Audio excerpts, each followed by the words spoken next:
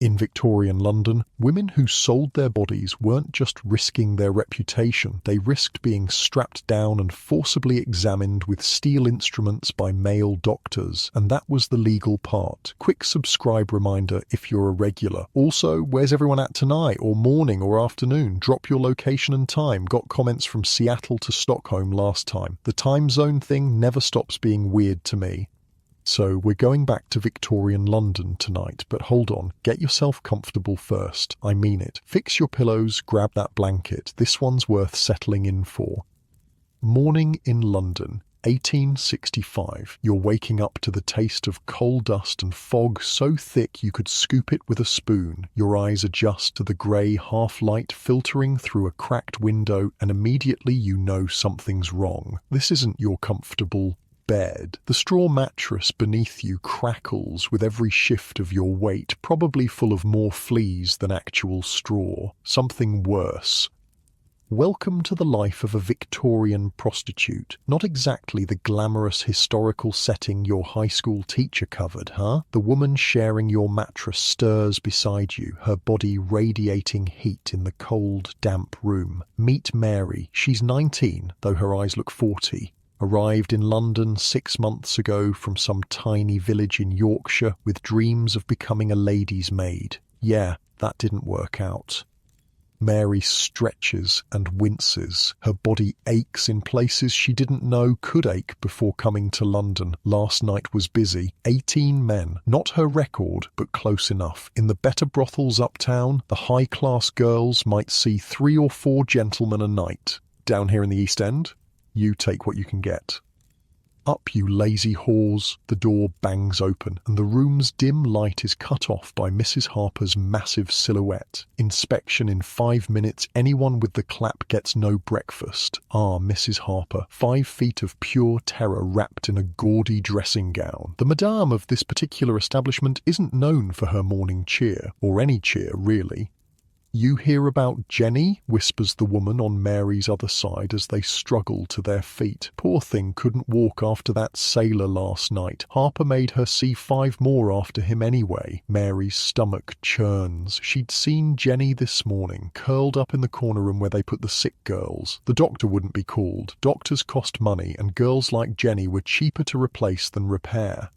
I spent way too long researching Victorian brothels for this story. Like, I had to clear my browser history afterward, and now I'm definitely on some watch list. But here's what I found that surprised me. These brothels weren't hidden away. They operated pretty much in plain sight, especially in certain neighbourhoods. And get this, there were actually more brothels than schools in London during this period. Not exactly the prudish Victorians from your history books, right? Mary shuffles with the other girls, 12 in total, into the inspection room. It's really just a kitchen table where Mrs. Harper checks them for obvious signs of disease each morning. The smell of burned porridge hangs in the air, the promise of the only meal many of the girls will get until evening. "Arms up, legs apart," Mrs. Harper barks, moving down the line. You're thinking, this is how I die, with 12 half-naked women in a freezing room that smells like someone died in it, which, if we're being honest, someone probably did last winter. Let me paint you a picture of what Mary sees as she stands there, shivering. The inspection room windows face east, and weak morning sunlight filters through a yellow haze of fog and coal smoke. London's famous pea soupers, they called these fogs. So thick you could barely see your hand in front of your face. So toxic they killed thousands every year. The walls are stained yellow from decades of coal fires and tobacco. The floorboards are uneven and rotting in places, and there's a suspicious dark patch in the corner that nobody talks about. "You," Mrs. Harper jabs a finger at a red-headed girl who can't be more than 15. "You're bleeding. Get yourself cleaned up before the morning customers." But Mrs. Harper, it's not "I'm just having my monthly." The slap echoes through the room. Did I ask for excuses? Men don't pay to hear your problems. They pay for a clean hole, so make sure yours is ready. Like I said, Mrs. Harper isn't exactly running for Mother of the Year.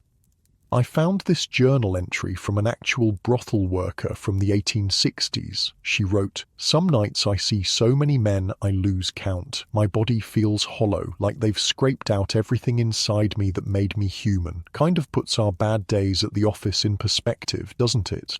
In case you're wondering how Mary ended up here, her story wasn't unusual. London in the 1860s was booming. The Industrial Revolution was in full swing. People poured in from the countryside looking for work. For men, there were factories, shipyards, construction. For women, the options were limited. You could be a factory worker making about 7 shillings a week, which is roughly $30 in today's money, for 6 days of 14-hour shifts, or a seamstress hunched over by candlelight until you went blind, earning maybe 5 shillings on a good week. A shop girl, 9 shillings if you were lucky, but you needed good moral character for that job, which meant if the boss found out you weren't a virgin, you were done. Or you could work in a brothel and make 7 shillings in a single night. Mary hadn't planned on this life. She'd arrived at the docks 6 months earlier with £3 saved up, her life savings, and a letter of recommendation for a position as a housemaid that turned out to be for a house that didn't exist. "Fresh off the boat, aren't you, love?" a man had said, appearing beside her as she stood crying on the dock. "I know someone who could help a pretty girl like you." 3 hours later, she'd met Mrs. Harper. 3 hours and 10 minutes later, she'd met her first customer. After inspection, Mary pulls on her work clothes, a cheap imitation of what the fashionable ladies are wearing uptown, but cut lower in the bust and higher at the ankle. The fabric is rough against her skin, probably some kind of wool blend that's been worn by a dozen girls before her. Everything in this place gets recycled, even the girls themselves. "You're with Mr. Wallace first," Mrs. Harper tells her, checking a grimy notebook. "He likes the Northerners, thinks you're more, what's his word, authentic." She snorts. "After him, you've got 3 regulars and whatever walk-ins come by. Thursday's usually busy. Men getting their fun in before the weekend with the wife?" Mary nods. Mr. Wallace isn't the worst. He's quick, at least, and sometimes brings her a ribbon or a sweet. The thought of the hard candy makes her stomach growl. The porridge from breakfast sits like a lump in her gut, filling but barely edible. It's meant to be cheap and starchy to keep the girls going through long nights with minimal expense. "Hey," a voice whispers behind her. It's Betsy, the closest thing Mary has to a friend here. "I saved you this from yesterday." She slips Mary a slightly wrinkled apple, its skin dull but the fruit still firm. Mary's eyes widen. Fresh fruit is a luxury here. "Where'd you get this?" "That solicitor, the one with the birthmark. His wife packed him lunch and he gave it to me. Said I was too skinny." They share a dark laugh. Men like the solicitor come here and pay to use their bodies, then get concerned about their diets. The absurdity isn't lost on them. The house begins to stir as the first customers arrive. It's mostly working men at this hour. Labourers stopping by before their shift, shopkeepers slipping away while their apprentices mind the store, clerks who told their wives they had an early meeting. Mary takes a bite of the apple, savouring the burst of sweetness. Little pleasures, that's what keeps you going in a place like this. Wait, you think I'm making this up? The apple thing? Nope. I actually found this detail in a diary from a reformer who interviewed women in these brothels in the 1850s. Fresh fruit was so rare that one woman saved an orange for 3 days, just taking tiny nibbles to make it last. Imagine being so deprived that an orange becomes your most prized possession. Through the thin walls, Mary can hear the morning business picking up, the fake moans, the creaking bed frames, the occasional laugh or cry. Each room in this narrow townhouse holds different stories, different horrors. In the room to the left, there's Ellen, who came from Ireland during the famine and has been here 8 years, ancient in prostitute years. To the right is Sarah, who was sold to the brothel by her own father when she was 13. Across the hall is the specialty room where Lucy caters to men with particular interests. The walls of that room are thicker, but sometimes the sounds still escape. Mary finishes the apple, core and all, and checks herself in the cracked mirror on the wall. Her face is pale with dark circles under her eyes, but Mrs. Harper has taught them all how to hide these imperfections. There's a pot of rouge on the table, shared by all the girls. It contains lead and mercury. They know it's slowly poisoning them, but pale lips don't attract customers. Mrs. Harper's voice bellows from downstairs. Your first is here. With a deep breath, Mary arranges her face into what passes for a smile and heads down the narrow staircase. The steps creak ominously, and there's no banister to hold on to. One girl broke her ankle on these stairs last winter, and Mrs. Harper had her working on her back the same day. Mr. Wallace waits in the small front parlour, his hat in his hands. He's in his 50s, balding, with the soft hands of a man who's never done manual labour. A clerk of some kind, Mary guesses, though they've never discussed his profession. "Ah, Mary," he says, his Yorkshire accent thickening as it always does when he sees her. It's why he requests her, the reminder of home. Lovely as ever, she curtsies slightly, playing the game. "Good morning, sir. Shall we go up?" In your cosy modern bed, with your clean sheets and your privacy, it's almost impossible to imagine what came next. The mechanical nature of it, the disconnection Mary feels from her own body, like she's floating somewhere near the ceiling, watching someone else go through the motions. Mr. Wallace is indeed quick today. 15 minutes later, he's straightening his collar and pressing 2 shillings into her palm, the usual fee plus a small tip. "You're a good girl, Mary," he says, patting her cheek. A good girl. If her mother could see her now. Once he's gone, Mary has 17 minutes before her next appointment. Just enough time to use the shared basin to wash, to fix her hair, to pretend she's someone else for a moment. This was the reality for tens of thousands of women in Victorian London, not the glamorous courtesans you might see in movies draped in silk and entertaining dukes. Those existed too, the high-class prostitutes who might see one wealthy client a night in luxurious surroundings. But for every one of those, there were hundreds of Marys working in cramped, disease-ridden brothels or walking the streets. Funny thing about Victorian London, it was so crowded, so chaotic, that whole neighbourhoods could exist in plain sight while remaining invisible to respectable society. The East End, where Mary's brothel stands, might as well be on another planet from the fashionable West End, though they are only a few miles apart.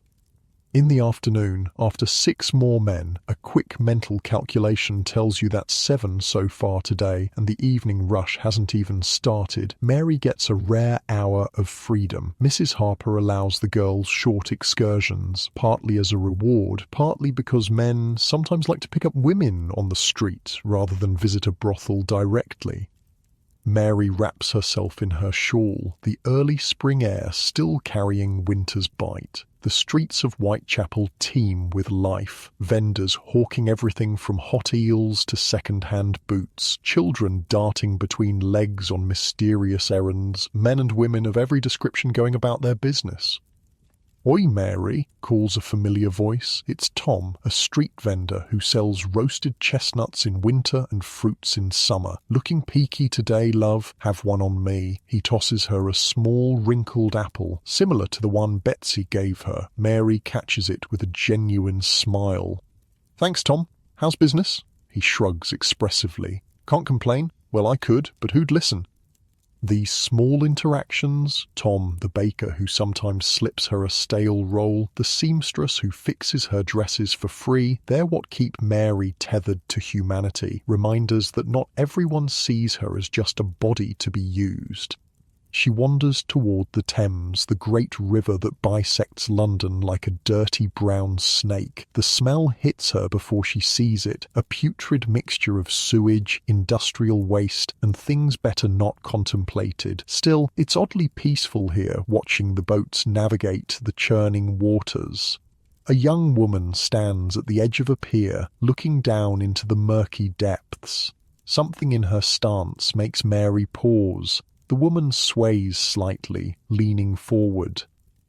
"Miss," Mary calls, moving closer. "Are you all right?" The woman turns, and Mary sees she's hardly more than a girl, perhaps 17. Her eyes are red-rimmed, her clothes decent but worn. "What's it to you?" she asks, but there's no venom in it, just exhaustion. "Nothing," Mary admits. It's not worth it. Whatever it is."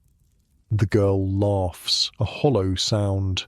"Easy for you to say. You've got work." Her gaze flicks over Mary's attire, the slightly too bright colours that mark her profession. "This kind of work you don't want," Mary says quietly. For a moment they stand in silence, two women on the edge, one of the river, both of society.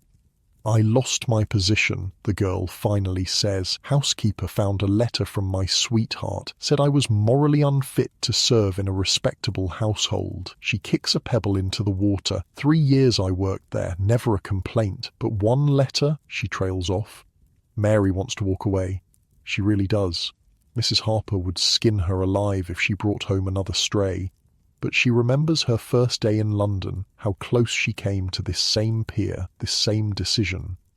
"There's a charity place," she says hesitantly, "Urania Cottage in Shepherd's Bush, for women who need a fresh start. That writer fellow runs it. Dickens." The girl looks at her suspiciously. "Why would they take me?" "Because that's what they do. Look, I'm not saying it's paradise, but it's not this." Mary gestures to the river. "And it's not what I do either." You know what's wild? Charles Dickens really did run a home for fallen women called Urania Cottage. He worked with a philanthropist named Angela Burdett Coutts, and they tried to rehabilitate prostitutes and teach them skills so they could find other work. I read Dickens' actual letters about it. He interviewed every woman personally and used their stories in his novels. The dude was problematic in many ways, but he did try to help. The girl seems to consider this. Finally, she steps back from the edge. "Shepherd's Bush, you said?" Mary nods. "Ask for Miss Morley. Tell her—" She hesitates. "Tell her Mary from Mrs. Harper's sent you. It's a small thing, this intervention. One girl saved from the river today doesn't change the system that will push another to the same spot tomorrow. But in a life where Mary has so little control, these tiny choices matter." As she watches the girl walk away, Mary realizes she's going to be late. Mrs. Harper doesn't tolerate lateness. The punishment will be extra clients tonight, which means less sleep, which means looking worse tomorrow, which means attracting lower-paying customers, which means it's a vicious cycle that's nearly impossible to break. She hurries back through the crowded streets, dodging carriages and costermongers' carts. London in 1865 is a city of extremes, extreme wealth and extreme poverty, often on the same street. As Mary passes from Cheapside to Spitalfields, the buildings grow shabbier, the smells more pungent, the faces harder. A police officer watches her from a corner, his expression a mixture of contempt and interest. The police generally leave brothels alone. Many officers are regular customers after all, but they enjoy reminding women of the town of their precarious status. "Afternoon, officer," Mary says, keeping her eyes down as she passes. "Bit early to be working, isn't it?" he calls after her.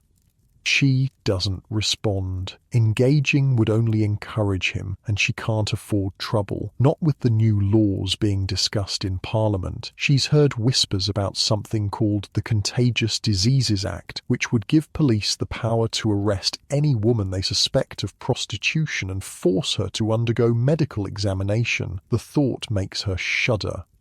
Unlike your snug bed at home, Mary has no true safe space. Even her room at the brothel offers only the illusion of privacy. Mrs. Harper has been known to bring customers in while girls are sleeping if business is particularly good. The streets are dangerous. The police are threats, not protectors. There is nowhere in London where Mary can truly rest. As she approaches Mrs. Harper's establishment, a narrow 3-story building wedged between a gin shop and a pawnbroker, Mary takes a deep breath. She squares her shoulders and arranges her features into the blank mask she wears for work. She's already calculating how many more men she'll need to see today to make her quota and avoid Mrs. Harper's wrath. Inside, the house is busy. A group of sailors on shore leave has arrived, and the parlour is full of loud voices and laughter. Mrs. Harper spots Mary immediately. "Where the bloody hell have you been?" she hisses, grabbing Mary's arm with fingers like talons. "I've got men waiting and not enough girls." "Sorry, Mrs. Harper, I lost track of time." Lost track of, the older woman's face purples. "You'll lose more than that if you pull this again. Now get upstairs and sort yourself out. Room 3, you've got back-to-backs until midnight. Back-to-backs, no breaks between customers, just an endless parade of men until midnight, or more likely until the early hours of the morning." As Mary climbs the stairs, her body already aching from the morning's work, she thinks about the girl at the river. She hopes she makes it to Urania Cottage. She hopes Miss Morley remembers her. She hopes something in this godforsaken city is actually what it claims to be. In the distance, church bells ring out, marking the hour. 5 o'clock, 7 hours to midnight. If each customer takes 20 minutes, with 5 minutes in between, Mary stops calculating. Some things are better not known. She enters room 3 with its sagging bed and stained wallpaper and begins to prepare for the night ahead. As she does, she wonders, not for the first time, how many women in London are doing exactly the same thing at this exact moment. Thousands, certainly. Tens of thousands, possibly. Each with their own story, each with their own path that led them here, each hoping for something better tomorrow, though experience has taught them better than to expect it. It's strange to think that while her own comfortable middle-class ancestors were living their proper Victorian lives, going to church, observing strict social codes, pretending sex didn't exist, this parallel world was thriving just around the corner. History books tend to focus on the royals, the politicians, the generals, but for every Queen Victoria, there were thousands of Marys. Tomorrow, Mary will wake up again on that straw mattress. She'll endure another inspection, another day of men, another struggle to maintain some shred of herself amid it all. She'll look for small kindnesses, an apple, a friendly word, a moment of genuine connection. And maybe, if she's very lucky, she'll find a way out. But tonight, as you lie in your comfortable bed with your soft pillows and clean sheets, warm and safe and free to make your own choices, spare a thought for Mary and all the women like her. Their stories deserve to be told too. Unlike your cozy bed and peaceful night ahead, Mary's evening is just beginning. A heavy tread on the stairs tells her the first sailor has arrived. The first night Mary arrived at Mrs. Harper's establishment, she didn't sleep a wink. Not because of the noise, though God knows there was plenty of that. Not even because of the men. There had been 3 that first night, each one a blur in her memory. No, she stayed awake because she was afraid of the other girls. "Fresh meat," one had whispered as Mrs. Harper showed Mary to her bed. Really just a corner of a mattress shared with 2 others. Wonder how long this one'll last.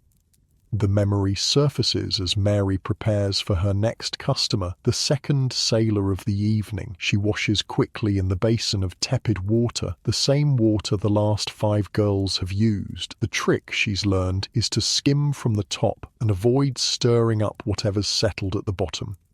6 months ago, such a thought would have horrified her. Now it's just another Tuesday. Or is it Wednesday? The days blend together in this place. A knock at the door, too soft to be Mrs. Harper. Or Mary? It's Betsy, her red hair wild around her face. That sailor's asking for Lucy, but she's still with the old colonel. Harper says you're to go down instead. Mary nods, pinching her cheeks to bring some colour to them. "Thanks, I owe you." Betsy snorts. "We all owe each other in this place." You're probably wondering why Mary doesn't just run away. Good question. I wondered the same thing when I was researching Victorian prostitutes. I mean, they weren't chained to the beds or anything, but the reality was way more complicated. First off, where would she go?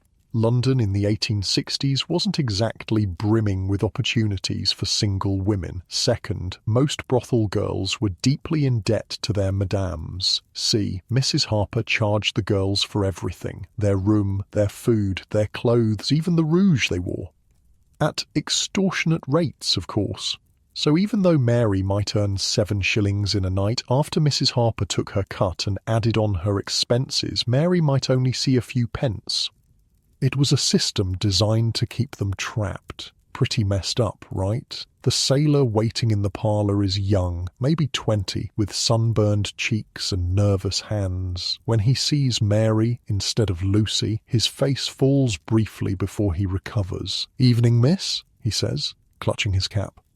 Tom Baker." "Mary," she replies, though he didn't ask. Names aren't particularly important in these transactions. "Shall we go up?" He follows her, his boots heavy on the creaking stairs. Room 3 is technically occupied, so she leads him to the end of the hall, to the smallest room, barely more than a closet, with a narrow bed squeezed inside. It's where the new girls usually work, but Lucy has seniority. "First time?" Mary asks, seeing how he hovers uncertainly in the doorway. "That obvious?" He grins sheepishly. "The lads all chipped in, said I couldn't call myself a proper sailor without, you know." She does know. She sees dozens of Toms every month, young men propelled by peer pressure and curiosity. Some are rough, thinking they need to prove something. Others, like this one, are almost endearingly clueless. "Well then," she says, managing a smile that doesn't reach her eyes, "let's make sure you get your money's worth. I'll spare you the details of what happens next, but I will tell you this. While it's happening, Mary is thinking about the room she grew up in back home, the patchwork quilt her mother made, the view of the hillside from her window, the smell of bread baking, little mental escapes. That's how most of the women survive this work. They go somewhere else in their heads. Okay, I feel like I need to address something here. You're probably thinking, wow, this is dark. And yeah, it is, but I'm not making this stuff up or exaggerating for effect. When I was researching Victorian prostitution, I was genuinely shocked by how brutal it was. These women's lives were incredibly hard, and yet history has mostly erased them or turned them into either punchlines or moral cautionary tales. So, while this isn't exactly cheerful bedtime material, I think their stories deserve to be told honestly. Afterward, Tom the sailor leaves 2 shillings, the standard rate, and a mumbled thanks. Mary straightens her dress, fixes her hair, and heads back downstairs for the next customer. The night is still young. Mrs. Harper intercepts her at the bottom of the stairs. "Not so fast. I need to talk to you." Mary's stomach tightens. Conversations with Mrs. Harper rarely end well for anyone. The madame leads her into the small office off the main parlour. It smells of stale tobacco and cheap perfume. Mrs. Harper settles her considerable bulk into a chair behind a cluttered desk and gestures for Mary to sit on the stool opposite. "You've been here, 6 months now?" "Yes, ma'am, just about." "And you've learned the trade well enough. Not top-shelf quality, mind you, but serviceable." Mrs. Harper squints at her appraisingly. "It's time you started earning your keep properly." Mary blinks. "I've been meeting my quotas." "Barely. And you've still got that debt to work off. Your room and board, the dresses I provided, the doctor that one time. It's a familiar conversation. The debt never seems to get smaller, no matter how many men Mary services." Mrs. Harper reaches into a drawer and pulls out a small glass bottle. "Starting tonight, you take a spoonful of this before you go to work. Keeps the babies away." Mary stares at the murky liquid. She's heard of such concoctions. Herbs, chemicals, who knows what else. Some of the girls say they work. Others ended up doubled over in pain, bleeding for days. And, Mrs. Harper continues, you start taking specialty customers. The knot in Mary's stomach tightens further. Specialty customers pay more, but they want things the regular girls don't provide. Things that leave bruises, or worse. "I don't think I wasn't asking, girl." Mrs. Harper's tone hardens. "Lucy's moving up to the West End house next week. Someone's got to take her place, and you've got the right look. Young enough to seem innocent, old enough it's not troublesome. You'll get an extra shilling per specialty?" Half of that comes to me, of course. Of course. Back in your comfortable bed, it's probably hard to imagine what Mary's feeling right now. The crushing weight of knowing things are about to get worse, not better, the lack of any real choice in the matter, the desperate calculation of whether this new arrangement will at least help her pay off her debt faster. Mary takes the bottle reluctantly. Yes, Mum. Good girl. Now, I've got a gentleman arriving at 9 who's paid for something special. I'll send him up to the Red Room. You be there, ready by 8:30. The Red Room. Even the name makes Mary's skin crawl. It's on the top floor, away from the regular rooms, with thick walls and strange implements hanging on them. What kind of specialty does he want? Mrs. Harper's smile doesn't reach her eyes. He likes to play schoolmaster, discipline and all that. Bring tears if you can. He pays extra for those. When Mary returns to her shared room to prepare, she finds Betsy already there, applying rouge to her cheeks. Harper's moving me to specialties, Mary says quietly, sitting on the edge of the mattress. Betsy pauses, the rouge pot hovering mid-air. Already? Must be desperate with Lucy leaving. She sighs. Which ones? Or schoolmaster tonight. Don't know about the rest yet. Could be worse. The schoolmaster types usually just want to lecture and spank a bit. It's the quiet ones you have to watch for. Betsy resumes applying her makeup. I had a judge last week, wanted to sentence me for my crimes. Made me beg for mercy and everything. Mary shudders. How do you get through it? Betsy shrugs, but her eyes are kind. Same way we get through everything else in this godforsaken place, 1 hour at a time. She picks up a small tin from the table. Here, rub this where you think he'll hit. Numbs the skin a bit. Mary takes the tin gratefully. Thanks. Oh, and Mary... If he wants to use his cane, make sure he stays below the ribs. I had a girl in Liverpool who took a bad hit to the kidney, pissed blood for a week. This kind of advice, practical, matter-of-fact, potentially life-saving, is the real education Mary has received these past 6 months, not the kind her mother had hoped for when she scraped together Mary's train fare to London, dreaming of her daughter becoming a respectable lady's maid. I found an actual training manual for Victorian madams while researching this. It advised them on how to prepare new girls for specialty work, their euphemism for fetishes and rough treatment. The manual recommended starting with mild disciplines before moving on to more elaborate scenarios. It's unnerving how businesslike they were about it all. At 8:30, Mary enters the Red Room and begins to prepare. She changes into the costume hanging on the door hook, a mockery of a schoolgirl's uniform, the skirt scandalously short, the white blouse nearly transparent. The outfit looks as though it's been worn by dozens of girls before her.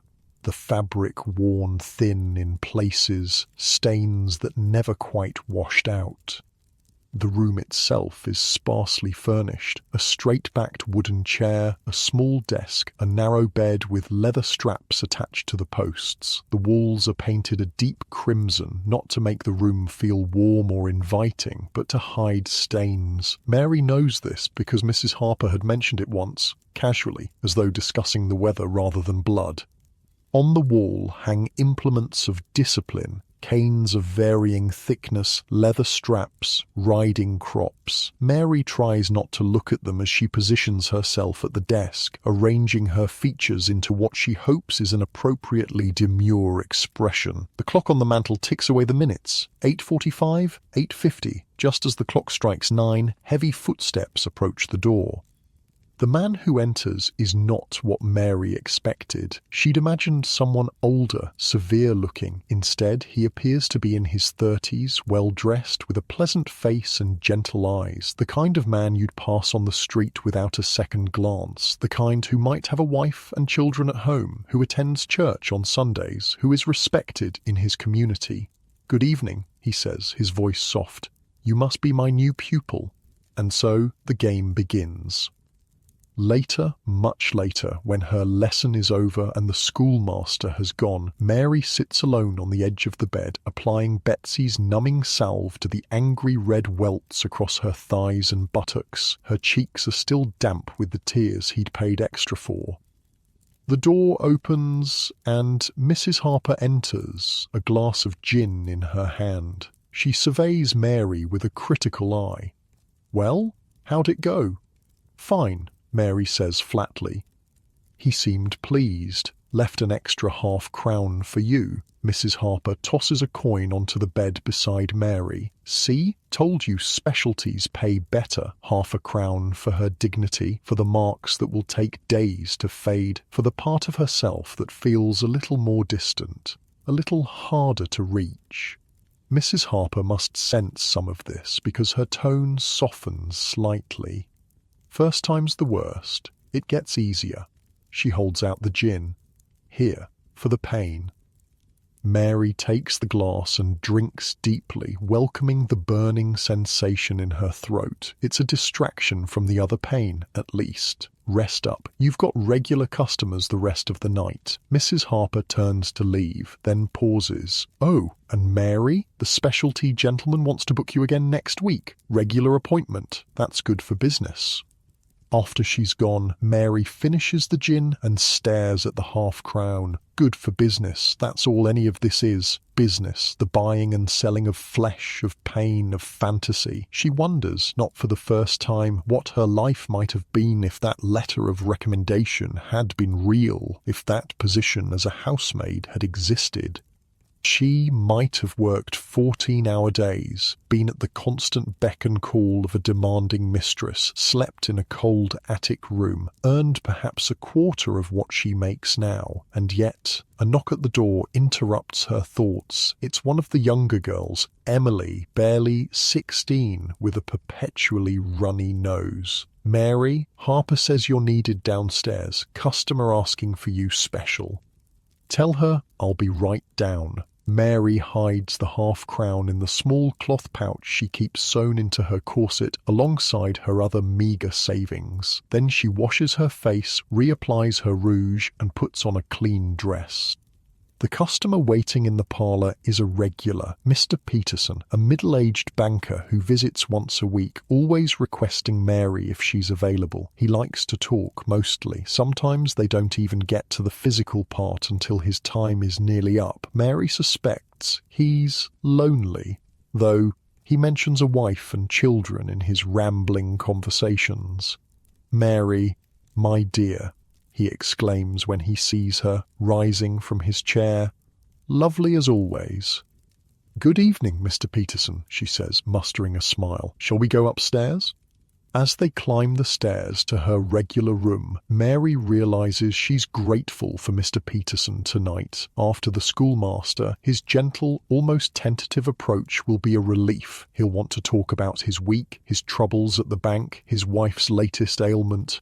He'll ask Mary about her life, and she'll tell him pleasant fictions about her aspirations to save enough to open a small shop someday.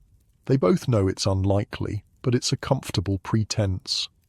This is another survival strategy in the brothel, cultivating regulars, steady customers who request you specifically, who treat you with some modicum of respect, who aren't violent or diseased. It's not friendship exactly, but it's something close to human connection in a place where such things are rare. In their profession, the girls talked about regulars versus casuals. Regulars might get small concessions, a few extra minutes, a bit more conversation, perhaps even genuine smiles. Casuals got the bare minimum, the physical act they paid for, performed as quickly and efficiently as possible.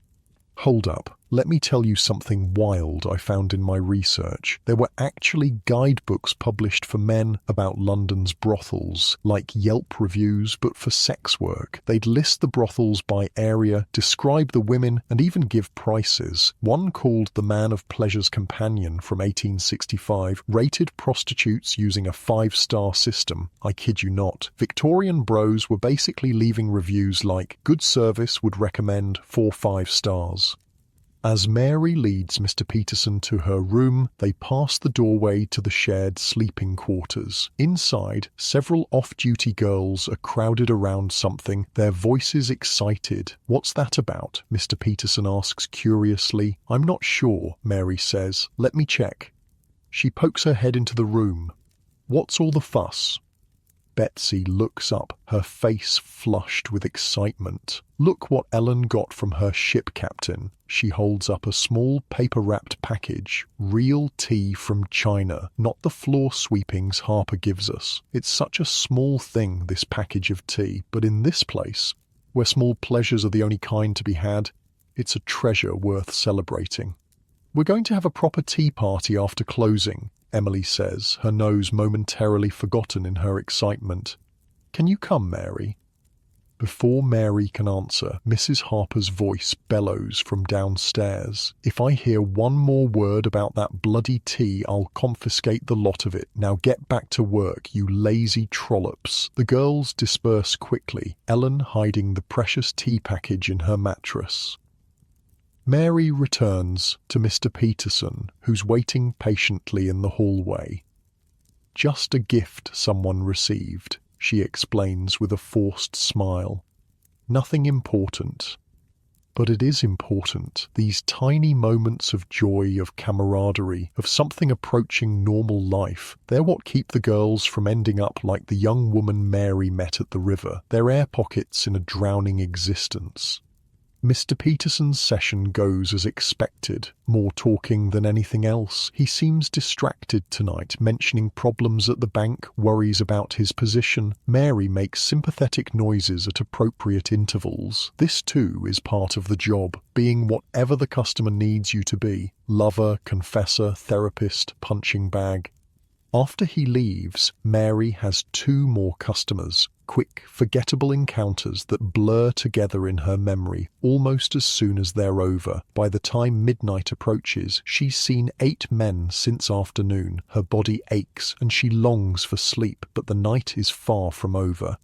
In the cramped bathroom at the end of the hall, Mary washes quickly, using the carbolic soap that burns her skin, but that Mrs. Harper insists helps prevent disease. The mirror above the basin reflects a face Mary sometimes struggles to recognize as her own.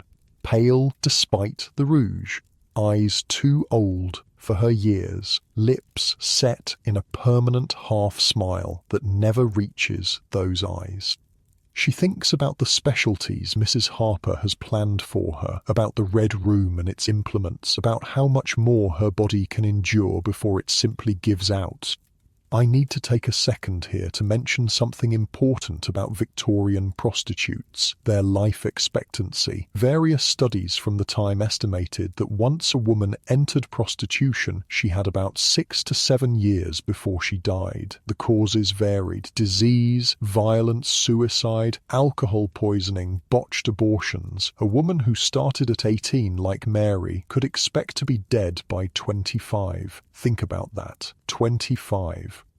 Compare that to your life expectancy, lying comfortably in your bed. The average person today can expect to live into their 80s. These women were lucky to see their mid-20s. Back in the shared bedroom, during a rare, quiet moment between customers, Mary finds Betsy sitting on their mattress, sewing a torn seam in one of her work dresses. "How was the schoolmaster?" Betsy asks, not looking up from her stitching. "About what you said. Lectures, spanking, tears on demand." Mary sits beside her, wincing slightly as her bruised flesh meets the hard mattress. "Harper says he wants to book me regular." "That's good. Regulars are safer." Betsy bites off a thread. "I've got 3 now, the judge, a vicar, if you can believe it, and an old army colonel who mostly just wants to look. Just look. Pays full price to have me undress and pose. Doesn't touch, doesn't want to be touched. Says his equipment doesn't work anymore, but he still likes to remember." They share a quiet laugh, the kind that comes from finding humor in the absurd situations their lives have led them to. "Do you ever think about leaving?" Mary asks suddenly. "Finding other work?" Betsy's hands still momentarily. "Sometimes. But where would I go? Factory work pays half what we make here, and they work you twice as hard. Domestic service? No respectable household would take me now. She resumes her sewing. Besides, I've got Harper's debt to pay off. Do you think we ever will? Pay it off, I mean. Betsy doesn't answer right away. When she does, her voice is soft. Ellen's been here 8 years, says she's still in debt. The implications of this hang heavy in the air between them. 8 years. If the statistics are to be believed, most prostitutes don't even live that long in the trade. There was a girl here before you, Betsy says after a while. Annie, sweet thing, couldn't have been more than 17. She kept a notebook writing down every penny Harper charged her, every penny she earned, trying to prove the debt was paid. Betsy's voice drops to a whisper. They found her in the Thames. Harper burned the notebook. Mary feels cold despite the stuffy air of the room. I met a girl at the river today. She was going to jump. Did she? No. I told her about Urania Cottage. Betsy looks up surprised. You think that place is real? Not just another brothel with a fancy name to trick girls? I heard it's run by Charles Dickens, the writer. Humph. Men always wanting to save us after they're done using us. Before Mary can respond, the door bangs open. It's Mrs. Harper, her face flushed with alcohol and irritation. There you are, got a gentleman downstairs asking for a northerner. Mary, you're up. As Mary rises to answer the call, Betsy catches her hand briefly. Be careful and save me some of that tea for later. Mary nods, squeezing Betsy's hand in return. Then she straightens her dress, fixes her smile in place, and heads downstairs to meet customer number 9 of the day. The night is still young, and in Mrs. Harper's establishment, the work never really ends. Mary wakes to the sound of someone retching. It's Emily, bent over the chamber pot in the corner, her thin body convulsing as she empties what little is in her stomach. Again, Betsy murmurs, her voice thick with sleep. Mary nods, rubbing her eyes. Emily's been sick for 3 mornings running now. They all know what it likely means, though no one says it aloud. Dawn is just breaking, grey light filtering through the grimy window. In a respectable household, the maids would have been up for hours already, lighting fires, preparing breakfast, polishing silver. In Mrs. Harper's establishment, mornings are for sleep, the precious few hours when the house is quiet and the girls can rest their bodies, but not today. Up, everyone up, Mrs. Harper's voice booms through the house, followed by the banging of a spoon against a pot. Special inspection now. Groans echo through the room as the girls drag themselves from their shared mattresses. Special inspections mean only one thing. Someone important is coming to shop. What time is it? Mary asks, reaching for her dress. Too bloody early, mutters Ellen, the oldest of the girls at 26. Her face is lined despite her youth, her once pretty features hardened by years in the trade. Mary's entire body aches from yesterday's work. The bruises from the schoolmaster throb dully, and a new pain has appeared in her lower back. She ignores it, as she ignores most pains these days. Pain is a constant companion in this life. Acknowledging each new ache would be like greeting every person on a crowded London street. The girls file downstairs to the kitchen, where Mrs. Harper waits with her ledger and a scowling doctor, a small ferrety man with yellowed teeth and quick hands. Line up, she orders. Dr. Winters is checking for the clap and other nasties. Anyone hiding symptoms gets a week in the cellar. The cellar, Mary suppresses a shudder. She's never been sent there, but she's heard the stories. No light, little food, rats that grow bold enough to nibble on sleeping girls. Speaking of rats, I found this wild detail in my research. In some London brothels, the rats got so comfortable around humans that they'd actually climb on the beds while people were, doing the deed. One diary mentioned a customer screaming when a rat ran across his bare back. The prostitute just laughed and said, "That's just Bertie. He lives here same as us." Dr. Winter's examinations are cursory but invasive, his breath reeking of gin despite the early hour. The girls have learned to stare at a fixed point on the wall to disconnect from their bodies during these inspections. It's the same skill they use with customers, the same mental escape. "This one's brewing something," Dr. Winters says when he reaches Emily, prodding her abdomen with stubby fingers. "Pregnant, most like." Mrs. Harper's face darkens. "You sure?" "Early days yet, but the signs are there. Morning sickness, tenderness here." He pokes Emily again, causing her to wince. 2 months, I'd wager." Emily's face crumples. A baby means no work. No work means no income. No income means deeper debt to Mrs. Harper, or worse, dismissal. And for a pregnant prostitute with no family or friends, dismissal is practically a death sentence. "Please, Mrs. Harper," Emily begins, tears streaming down her pale cheeks. "I can still work for a while, and then maybe—" "Shut it," Mrs. Harper snaps. "We'll deal with you later." She turns to Dr. Winters. "The rest? Healthy enough. That one's got a chest cough starting." He points to Betsy. "And this one?" His fingers linger on Mary's shoulder. "Some interesting bruising. Special customer." "Not your concern, doctor." Mrs. Harper hands him a few coins. "Same time next week?" After the doctor leaves, Mrs. Harper addresses the assembled girls.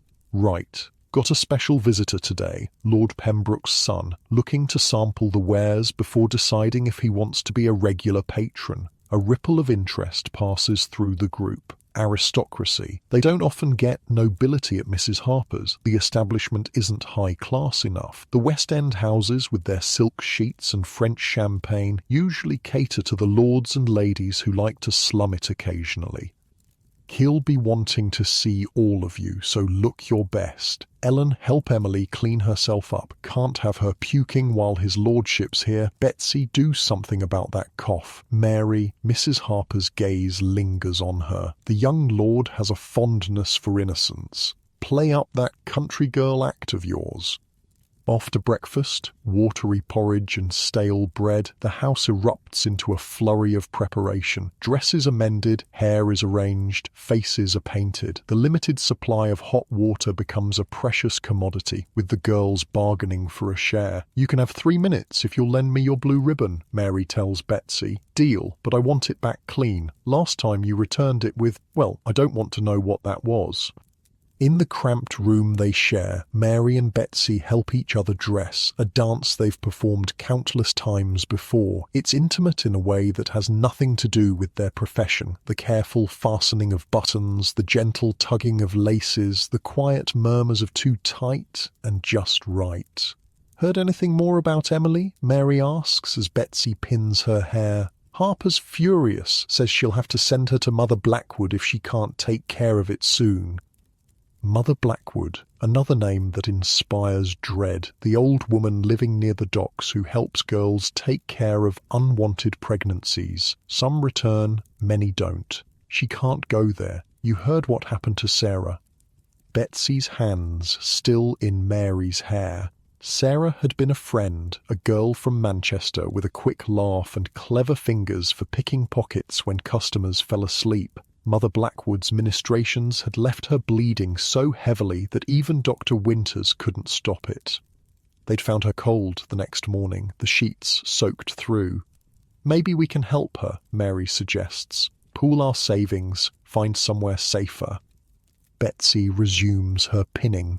"Maybe, but Harper would still charge her for the lost time. You know how it works." Mary does know. The brutal arithmetic of their lives leaves little room for charity or kindness. Every gesture of help comes with a cost, and they're all already drowning in debt. Their conversation is interrupted by Mrs. Harper's shout from below. "He's here places, everyone!"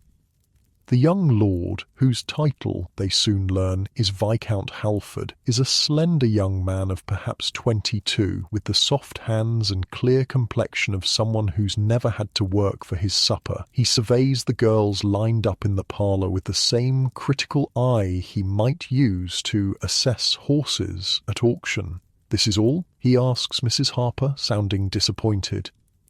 "Only my very best for you, my lord," she simpers. "Each one specially selected. Perhaps if you told me your particular interests?" The Viscount's gaze settles on Mary. "That one, she looks untouched somehow." Mrs. Harper beams. "Ah, Mary, excellent choice, my lord. Fresh from the countryside, still has that innocent quality about her. Shall I send her up to our finest room?" "No," he says, still staring at Mary with unsettling intensity. "I want to speak with her first, alone." Mrs. Harper hesitates for only a moment before ushering the other girls from the room. "Of course, my lord. Take all the time you need." When they're alone, the Viscount gestures for Mary to sit beside him on the worn sofa. "You're not really from the countryside, are you?" Mary blinks, surprised by the direct question. "I am, actually. Yorkshire." He studies her face. "And how long have you been in this profession?" 6 months, my lord." He laughs, a sharp, unpleasant sound. "Don't call me that. Not here. It's Richard. Yes, Richard." He leans closer, and Mary forces herself not to recoil at the smell of expensive cologne mixed with stale wine. "Tell me, Mary from Yorkshire, do you enjoy your work?" It's a question customers rarely ask, and one that has no safe answer. Say yes, and she's a wanton woman deserving of whatever rough treatment he might dish out. Say no, and she risks angering both the customer and Mrs. Harper. "I enjoy pleasing others," she says carefully, the rehearsed answer they all use for such inquiries. Richard laughs again. "How diplomatic. I suppose that's better than the truth." He reaches out, tracing a finger along her jawline. "You're quite pretty, in a common sort of way. My father says I should stick to my own kind, but where's the excitement in that?" Mary remains still under his touch, her face a practiced mask of mild interest. Inside, her mind is calculating. What does he want? What role should she play? The innocent corrupted? The willing student? The secret temptress? Each customer has their own fantasy, and her job is to become whatever they desire. "Perhaps," she ventures, "you'd be more comfortable upstairs? We could talk more privately?" Richard withdraws his hand. "Not yet. I'm curious about this place. Father wouldn't approve of my being here, you know. Says places like this are breeding grounds for disease and vice." His eyes gleam. "But then, Father's a hypocrite. I've seen the entries in his account books. Charitable donations to addresses in Soho that I happen to know are high-class brothels." Mary nods sympathetically, though her attention is partly on the clock ticking on the mantelpiece. Time spent talking is still charged to the customer, but Mrs. Harper expects the girls to move things along to the more profitable activities quickly. As if reading her thoughts, Richard says, "Don't worry about the time. I've paid for the entire morning. We can talk as long as I want." The entire morning. Mary's heart sinks. She'd hoped to catch a few hours of sleep after the Viscount's visit before the afternoon customers arrived. Now that seems unlikely. "Tell me about the other girls," Richard demands suddenly. "That blonde one looked ill." "Emily, she's just tired, my lord." "Richard, we all are." "And the red-haired one, she has an interesting face." "Betsy, she's from Liverpool, clever with numbers." Richard leans back, watching Mary with those unsettling eyes. "You care about them, don't you? How unusual in a place like this. I'd have thought it would be every whore for herself." The crude word lands like a slap, though Mary's expression doesn't change. "We look after each other when we can?" Richard stands abruptly. "Show me your room, not the one they've prepared, your actual sleeping quarters." Alarm flickers through Mary. Mrs. Harper would be furious if she took a client, especially one as highborn as the Viscount, to the squalid room she shares with the other girls, but refusing him directly could be just as dangerous. I'm not sure Mrs. Harper would... Mrs. Harper has been paid handsomely for my discretion. His voice hardens. The room, now. Mary leads him upstairs past the better-appointed rooms where clients are entertained to the cramped space at the end of the hall. Inside, the 3 mattresses lie on the floor, surrounded by the girls' meagre possessions, a chipped hairbrush here, a treasured ribbon there, the hidden package of tea from Ellen's sea captain. Richard surveys the room with open curiosity, picking up items and examining them before setting them down carelessly. So this is how you live, like animals in a pen. Mary says nothing, watching as he moves around the space that, despite its squalor, is the closest thing to home she has in London. And this is your bed? He gestures to the mattress where Mary's worn shawl lies. I share it, with Betsy and Emily. Share it? He looks genuinely surprised. All 3 of you? How do you sleep? However we can, on our sides, mostly. Richard sits on the edge of the mattress, testing its firmness, or rather, its lack thereof. It's lumpy. Yes. And cold, I imagine. In winter, less so now that it's spring. He pats the space beside him. Sit, please. Mary complies, maintaining a careful distance between them. The mattress sags under their combined weight, gravity pulling them slightly toward each other. Have you ever been with someone like me before? Richard asks. Nobility, you mean? Not directly. Directly? Mary chooses her words carefully. Sometimes gentlemen of rank visit Mrs. Harper's, but they usually request the more experienced girls. Richard nods thoughtfully. Then, without warning, he reaches out and takes her hand, turning it over to examine her palm. Working hands, he murmurs. Despite the rouge and powder, you can't hide these. Mary resists the urge to pull away. Her hands are indeed rough, chapped from washing in harsh soap, nails broken and uneven, calluses forming where they never existed during her country life. My mother would be horrified, Richard continues, still holding her hand. She believes people like you choose this life out of moral weakness, that you prefer vice to honest work. He looks up, meeting Mary's eyes. Is that true? Again, that impossible question. Mary takes a risk. Does it matter? You're still here. For a moment she fears she's overstepped, but then Richard laughs, a genuine sound this time. Touché, Mary from Yorkshire. Indeed I am. He releases her hand. I've decided I don't want to couple with you today. Relief floods through Mary, though she keeps her expression neutral. As you wish. Instead, I want to watch. Watch? You and the redhead, Betsy. I want to watch you together. Mary's stomach tightens. It's not an unusual request. Some customers prefer to observe rather than participate, but involving Betsy would mean splitting the fee, and Mrs. Harper would still take her full cut from both of them. Betsy might be with another customer, she says. I've already arranged it with your Mrs. Harper. She'll be up shortly. Richard settles himself more comfortably on the mattress. Don't worry. You'll both be paid. I'm not a complete cad. Before Mary can respond, the door opens and Betsy enters, her expression resigned. She's clearly been informed of the arrangement. My lord, she curtsies slightly. Richard, please. Mary and I were just discussing the sleeping arrangements in this charming room. Perhaps you could join us? I'm going to skip ahead here, past what happens next. Not because I'm squeamish, but because the reality of what the Viscount asked them to do isn't something I want to dwell on. What matters is that they did it because they had no real choice. They performed for his entertainment as they'd been taught to do, and when he finally left, they didn't talk about it. Some experiences are better left unacknowledged. After the Viscount's departure, Mrs. Harper is practically giddy with satisfaction. He's paid for weekly visits, and he specifically requested both of you again. Do you know what this means? It means more money for Mrs. Harper and harder work for Mary and Betsy. But they nod and smile appropriately, playing their parts in this particular theatre.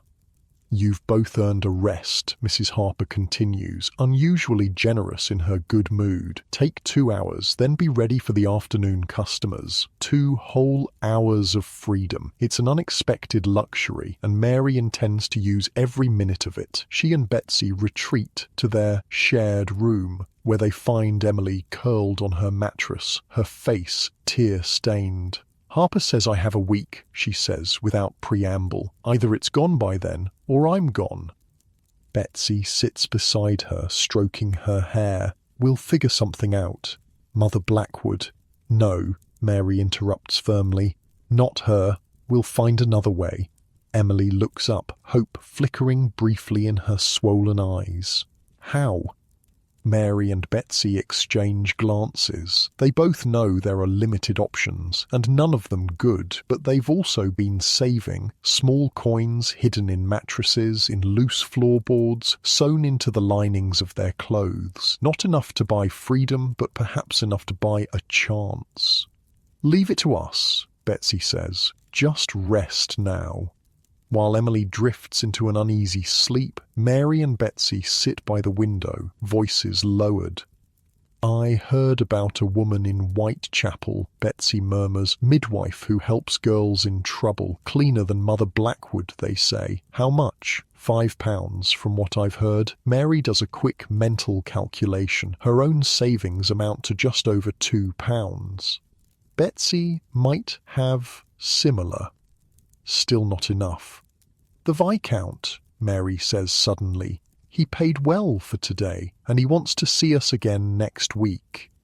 Betsy catches on immediately. If we can get Harper to give us our full share, she won't. No, but she might give us more than usual if we tell her we want to buy new dresses for the Viscount's next visit to make sure he keeps coming back. It's a risk. Mrs. Harper is many things, but stupid isn't one of them. She'll be suspicious of any request for extra money, but it might be their only chance to help Emily.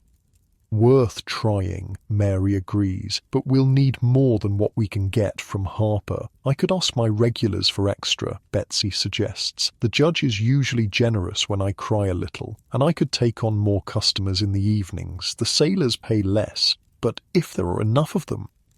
They're still making plans when a commotion erupts downstairs. Raised voices, something breaking, heavy footsteps on the stairs. Mary and Betsy exchange alarmed glances. This doesn't sound like regular customers. The door bursts open and Mrs. Harper appears, her face flushed with anger, and a "Police!" she hisses, "checking for underage girls. Emily, get in the hidden cupboard, now!"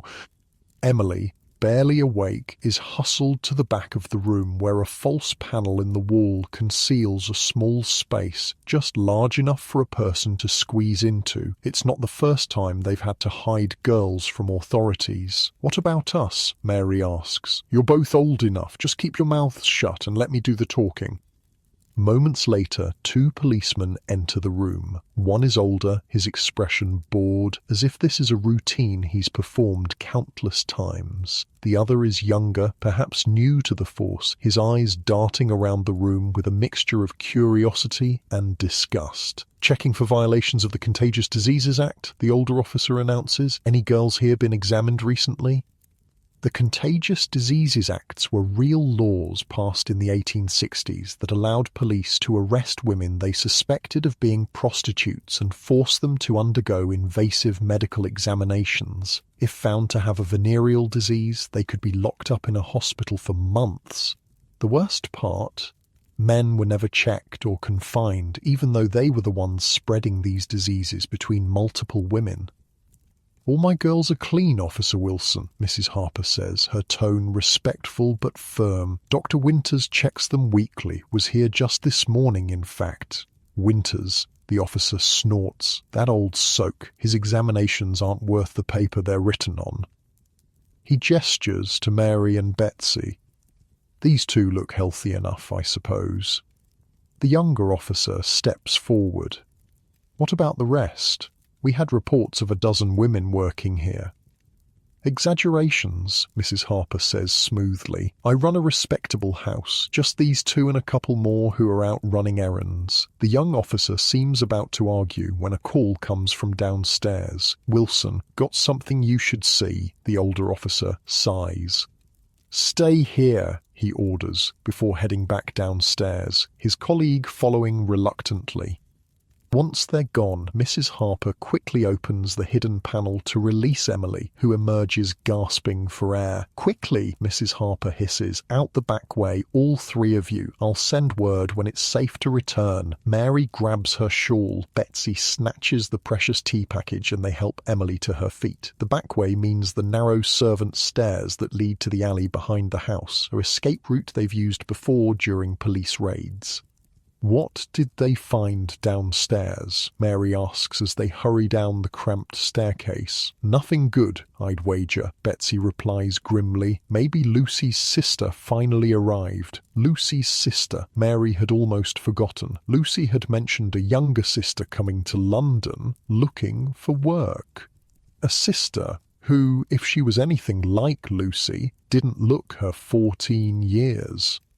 Outside, the alley is damp and smells of things best not identified. They hurry along, supporting Emily between them, heads down to avoid eye contact with anyone they pass. Where are we going? Emily asks, her voice weak. Mary and Betsy exchange glances. They have precious little money on them. Just the coins from the day's work so far. Not enough for lodgings, barely enough for food. I know a place, Betsy says finally. Woman I knew from Liverpool runs a coffee shop near the docks. She lets girls shelter in her storeroom sometimes when things get hot. It's not much of a plan, but it's all they have as they navigate the winding streets of East London. Mary can't help but wonder if this is the moment, the chance to break free from Mrs. Harper's, to find another path. But freedom requires money, and the little they have won't last long in a city that devours the poor. For now, though, they're together, three women against the world, bound by circumstance and something approaching friendship. In the brutal calculus of their lives, that counts for something. The coffee shop, when they reach it, is little more than a hole in the wall, a narrow storefront wedged between a butcher's and a pawnbroker's. Inside, it smells of burnt coffee beans and old grease, but it's warm and relatively clean. The woman behind the counter, stout, grey-haired with knowing eyes, takes one look at them and gestures toward a curtained doorway at the back. Trouble at Harper's? Betsy nods. Police? Usual sort or something worse? Not sure yet. The woman sighs. Storeroom's yours till closing, then we'll see. As they settle Emily on a makeshift bed of empty coffee sacks, Mary thinks about the Viscount, about Mrs. Harper, about the police officers who might or might not discover Lucy's underage sister. She thinks about the midwife in Whitechapel who might be able to help Emily if they can scrape together enough money. Mostly, though, she thinks about tomorrow and the next day and all the days after that, days that will likely be filled with the same struggles, the same dangers, the same desperate calculations about how to survive until nightfall. This is the reality of life for women like Mary in Victorian London, not the romanticised version seen in movies or the sanitised version taught in history classes, the raw, unfiltered truth of what it meant to be poor, female, and with few options in a society that valued women primarily as wives, mothers, or objects of desire. But they endure. They find ways to survive, to maintain some shred of humanity in inhuman conditions. They build connections, share resources, protect each other when possible, and sometimes, just sometimes, they find moments of genuine peace, like now, as the three women huddle together in the dimly lit storeroom, sharing the last of Ellen's precious tea, brewed weak to make it stretch further. To better days, Betsy whispers, raising her chipped cup. To better days, Mary and Emily echo, though none of them quite believe such days will ever come. 3 days pass before word comes from Mrs. Harper that it's safe to return. The message arrives via Tom, the chestnut seller, who finds Mary at the docks where she's been helping unload fish in exchange for a few pennies and the occasional damaged catch too poor to sell but good enough to eat. Harper says all clear, Tom tells her, glancing around to make sure no one's listening. Police gone, but she's asking after Emily Special. Mary's stomach tightens. Did she say why? Tom shrugs. Just that she needs to see her urgent like. That doesn't sound good. Mary wipes her fish-scaled hands on her already filthy apron and thanks Tom with a worn penny. More than she can afford, but information is its own currency in these streets. She finds Betsy and Emily at the coffee shop where they've been earning their keep by washing dishes and scrubbing floors. Emily looks worse than before. Her face is gaunt, her eyes hollow. The morning sickness has been relentless. Harper wants us back, Mary tells them quietly. Specifically asked for Emily. Betsy's expression darkens. That can't be good. Maybe she's changed her mind, Emily suggests, a flicker of hope in her tired eyes. Maybe she'll let me stay, baby and all. Mary and Betsy exchange glances. They both know better than to expect mercy from Mrs. Harper. In the 3 days they've been gone, they've managed to scrape together almost £3 between them. Still not enough for the Whitechapel midwife, but getting closer. We could run, Mary suggests, not for the first time. Find work in another city, Brighton, maybe, or Manchester.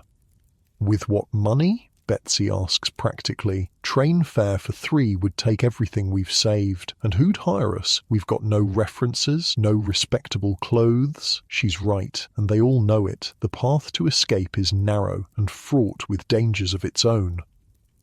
I'll go back, Emily says finally. See what she wants. Maybe it won't be so bad. Mary squeezes her hand. We'll all go back. Together. Speaking of sticking together, I feel like I should point out something important about Victorian prostitutes that often gets overlooked. Despite the brutal competition and hard conditions, many of them formed tight-knit communities. They looked out for each other, shared resources, warned each other about dangerous clients. In a world where society had essentially abandoned them, they created their own support systems. It wasn't perfect, but it was something. The return to Mrs. Harper's is tense. The neighbourhood seems unusually quiet, with fewer girls visible on the street corners. The recent police presence has driven much of the trade indoors or to other areas. Mrs. Harper herself opens the door when they knock, a rare occurrence that immediately puts Mary on edge. The madame's expression is unreadable as she ushers them inside. About time, she says, her voice oddly controlled. You've cost me business, disappearing like that. The police, Betsy begins, left the same day. You could have been back earning your keep instead of whatever gutter you've been sleeping in. Mrs. Harper's gaze fixes on Emily. You, my office, now. Emily throws a frightened look at Mary and Betsy before following Mrs. Harper down the hall. The door closes firmly behind them. I don't like this, Mary murmurs. Me neither, Betsy agrees. But what can we do? What indeed? The brutal reality of their situation is that they have precious little agency. Mrs. Harper holds all the power. Their debt, their lodging, their very survival in this city depends on her whims. While they wait, Mary takes stock of the house. It seems quieter than usual, with fewer girls visible. Lucy is nowhere to be seen. Neither is her rumoured underage sister. Where is everyone? She asks one of the younger girls, who scurries past with a bundle of soiled sheets.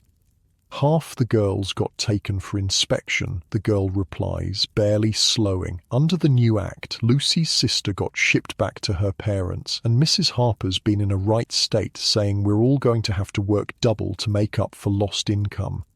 The new act, Mary's heard whispers of it, the Contagious Diseases Act, they call it, supposedly designed to control the spread of venereal diseases among military men by examining and treating infected prostitutes. In practice, it gives police unprecedented power to detain any woman they suspect of being a prostitute and force her to undergo invasive examinations. Before Mary can ask more questions, a sharp cry echoes from Mrs. Harper's office. Without thinking, she rushes toward the sound, Betsy close behind. They burst through the door to find Emily backed against the wall, her hand covering her mouth, while Mrs. Harper stands menacingly close. "What's going on?" Mary demands. Mrs. Harper turns, her face flushed with anger. "None of your business. Get out." "She's our friend," Betsy says firmly. "We're not leaving her." For a moment, it seems Mrs. Harper might physically throw them out, but then she sighs, the fight visibly draining from her. "Fine, stay. You'll hear soon enough anyway." She returns to her desk, dropping heavily into the chair. Emily here has a customer, a very special, very particular customer who's requested her specifically, a customer who's willing to pay £50. £50. The sum is staggering, more money than any of them could hope to earn in months, perhaps even a year. "Oh, who?" Mary asks, suspicion gnawing at her. "Duke of Montgomery, or his agent more precisely. The Duke has particular tastes, likes his women pregnant. The more visibly, the better." Emily's hand moves instinctively to her still flat abdomen, "But I'm not showing yet." "You will be by the time he wants you. He's booked you for 3 months from now, with regular visits as you progress." Mrs. Harper's smile is cold. "Congratulations, Emily. You've just become the most valuable girl in this house." The implications sink in slowly. Emily won't be sent away. She won't need the Whitechapel midwife. Her pregnancy, far from being a liability, has suddenly become an asset. But the cost?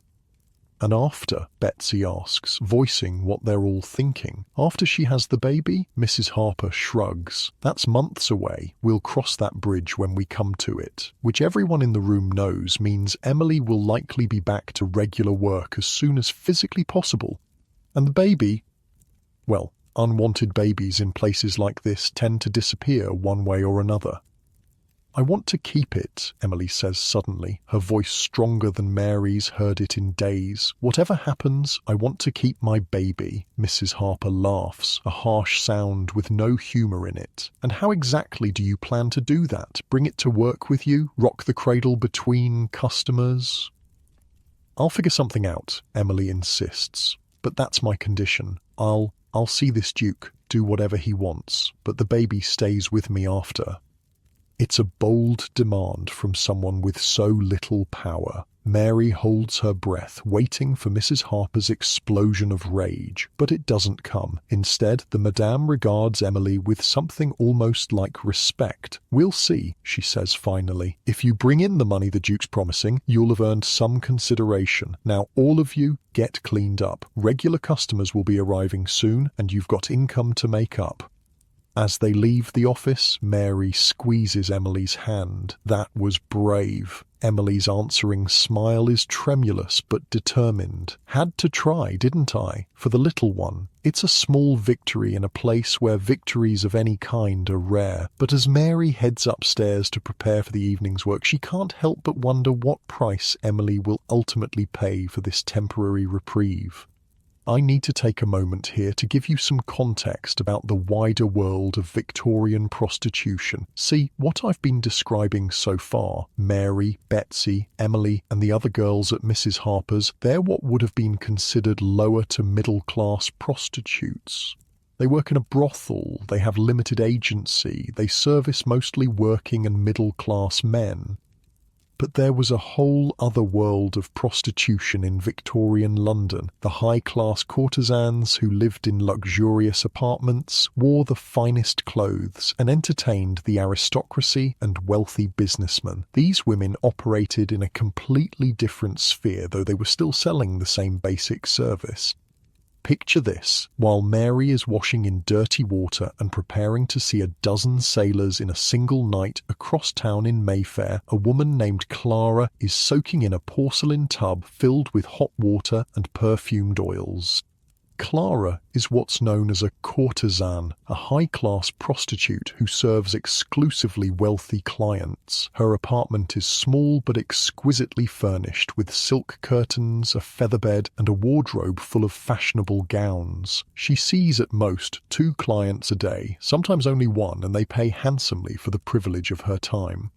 Today, Clara is preparing for a visit from Lord Westmoreland, a regular patron who pays for an entire evening of her company. Dinner, conversation, and more intimate activities afterward. She's never been to Mrs. Harper's establishment, never walked the streets, never had to service man after man until she lost count.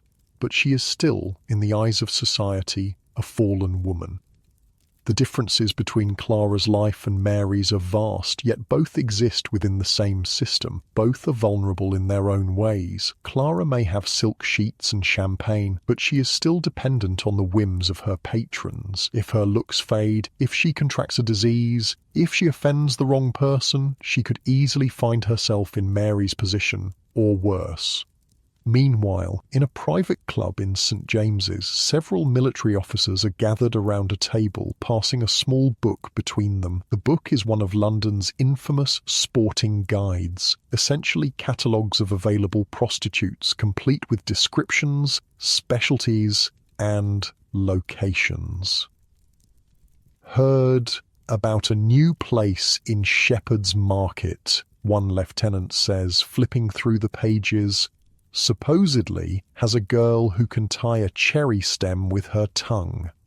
Parlour trick, dismisses an older captain. Give me an experienced woman any day. These young ones don't know what they're doing. Speaking of young, interjects a third, there's a new batch just arrived at Mrs. Jennings's place, fresh from the country, according to this. They continue their discussion, debating the merits of different establishments and women as casually as they might discuss racehorses or fine wines. For these men, prostitutes are commodities to be consumed, rated, and discarded. Wait, let me stop for a second. I need to tell you something crazy I discovered while researching this. These sporting guides were totally real. They had names like the Man of Pleasure's Guide and literally reviewed prostitutes like restaurant critics. One actual entry described a woman named Lucy as a splendid creature with the face of an angel and the body of a Venus, though somewhat marred by a slight limp from a childhood accident. They'd include prices, specialties, and sometimes even addresses. Victorian Yelp for sex workers, basically. One of the officers, a Colonel Barrett, has been quiet during this exchange. Now he speaks up. I'd be careful about those places near the docks these days. Word has it they're doing inspections under the new Contagious Diseases Act. Wouldn't want to get caught up in that mess. The others nod knowingly. The act, ostensibly created to protect military men from disease, has become a topic of much discussion in their circles. Necessary precaution, says the lieutenant. Can't have half the regiment laid up with the pox. Indeed, agrees the captain, though I hear some of the women are raising quite a fuss about it, something about their rights. He chuckles, as if the very idea is absurd. Colonel Barrett doesn't join in the laughter. My cousin's a doctor at one of the lock hospitals, says the examinations are pretty brutal. Metal instruments, no anesthesia, often performed by male doctors with minimal training, not to mention the stigma of being detained. They're prostitutes. Barrett, the lieutenant says dismissively. What do they expect? The colonel merely shrugs and returns to his brandy. He's seen enough of the world to know that women like Mary and Clara rarely have the luxury of expectations. Speaking of expectations, back at Mrs. Harper's, the evening is in full swing. Mary has already seen 4 customers and is preparing for her 5th. Her body aches, but she pushes the discomfort aside. The events of the past few days have put her behind on her payments to Mrs. Harper, and falling further into debt is not an option. As she washes between customers, a quick splash of water and a dab of perfume to mask odors, she hears the front door open downstairs and Mrs. Harper's voice raised in greeting. The tone tells her this is someone important. Mrs. Harper reserves her most effusive welcome for the highest-paying clients. Curious, Mary peeks over the banister. Standing in the hallway below is a distinguished-looking gentleman in an expensive coat, accompanied by a younger man carrying a small leather case. The older man is speaking quietly with Mrs. Harper, who nods eagerly at whatever he's saying. "Who is that?" Mary whispers to Betsy, who has emerged from her room to investigate the same commotion. "Don't know the older one," Betsy replies, keeping her voice low. "But the younger fellow with the case, that's Dr. Morris. He does inspections for the authorities under the new act." A chill runs through Mary. Inspections? Here? Looks that way. Harper must have finally decided to register the house officially. Probably thinks it's safer than operating under the radar now that they're cracking down. Registration meant regular, mandatory medical examinations for all the girls. It meant being officially listed as a prostitute in government records. It meant even less freedom than they already had. But before Mary can process this fully, Mrs. Harper calls up the stairs. "Mary, get down here. Special customer for you." With a quick, nervous glance at Betsy, Mary descends the stairs. Up close, the gentleman is even more imposing. Tall, with silver-streaked hair and the bearing of someone accustomed to authority. "This is Sir William," Mrs. Harper says, a note of deference in her voice that Mary has rarely heard. "He's looking for a companion for the evening, a private engagement at his club." A private engagement outside the brothel is unusual and generally reserved for the highest-paying customers. It also comes with its own risks. Being alone with a client in an unfamiliar location has ended badly for more than one girl Mary has known. Sir William is a very respected physician, Mrs. Harper continues, clearly sensing Mary's hesitation, and a generous patron. You'll be well compensated for your time. The man called Sir William studies Mary with clinical detachment. She appears healthy enough. "However, I'd like Dr. Morris to confirm before we proceed." Mrs. Harper nods eagerly. Of course. Mary, go with the doctor to the examination room. Sir William, perhaps some tea while you wait." The examination room is really just one of the smaller bedrooms, hastily cleared of its usual furnishings and equipped with a table and some basic medical supplies. Dr. Morris, a thin man with spectacles and nervous hands, instructs Mary to undress and lie on the table. I'll just say this, Victorian medical examinations for prostitutes weren't about healthcare, they were about control. The speculum, invented in the 1840s, became a tool of both medical examination and social punishment. Women described these examinations as instrumental rape, invasive, painful, and deeply humiliating, especially when performed by male doctors with little concern for their comfort or dignity. When the examination is complete, Mary redresses with trembling hands. Dr. Morris has been impersonal but not cruel, yet the experience leaves her feeling violated in a way that her usual work somehow doesn't. Perhaps because at least with customers the transaction is clear. This felt like punishment simply for being who she is. "You're clean," Dr. Morris tells her, not meeting her eyes as he packs away his instruments. "I'll inform Sir William." Downstairs, Sir William receives the news with a satisfied nod. "Excellent. Then we shall proceed." He turns to Mary. "My carriage is waiting outside. I trust you have something more suitable to wear?" Mary thinks of her one good dress, saved for special occasions. "Yes, sir, I'll just fetch it." "Do hurry," he says, checking his pocket watch. "I have an engagement at 9.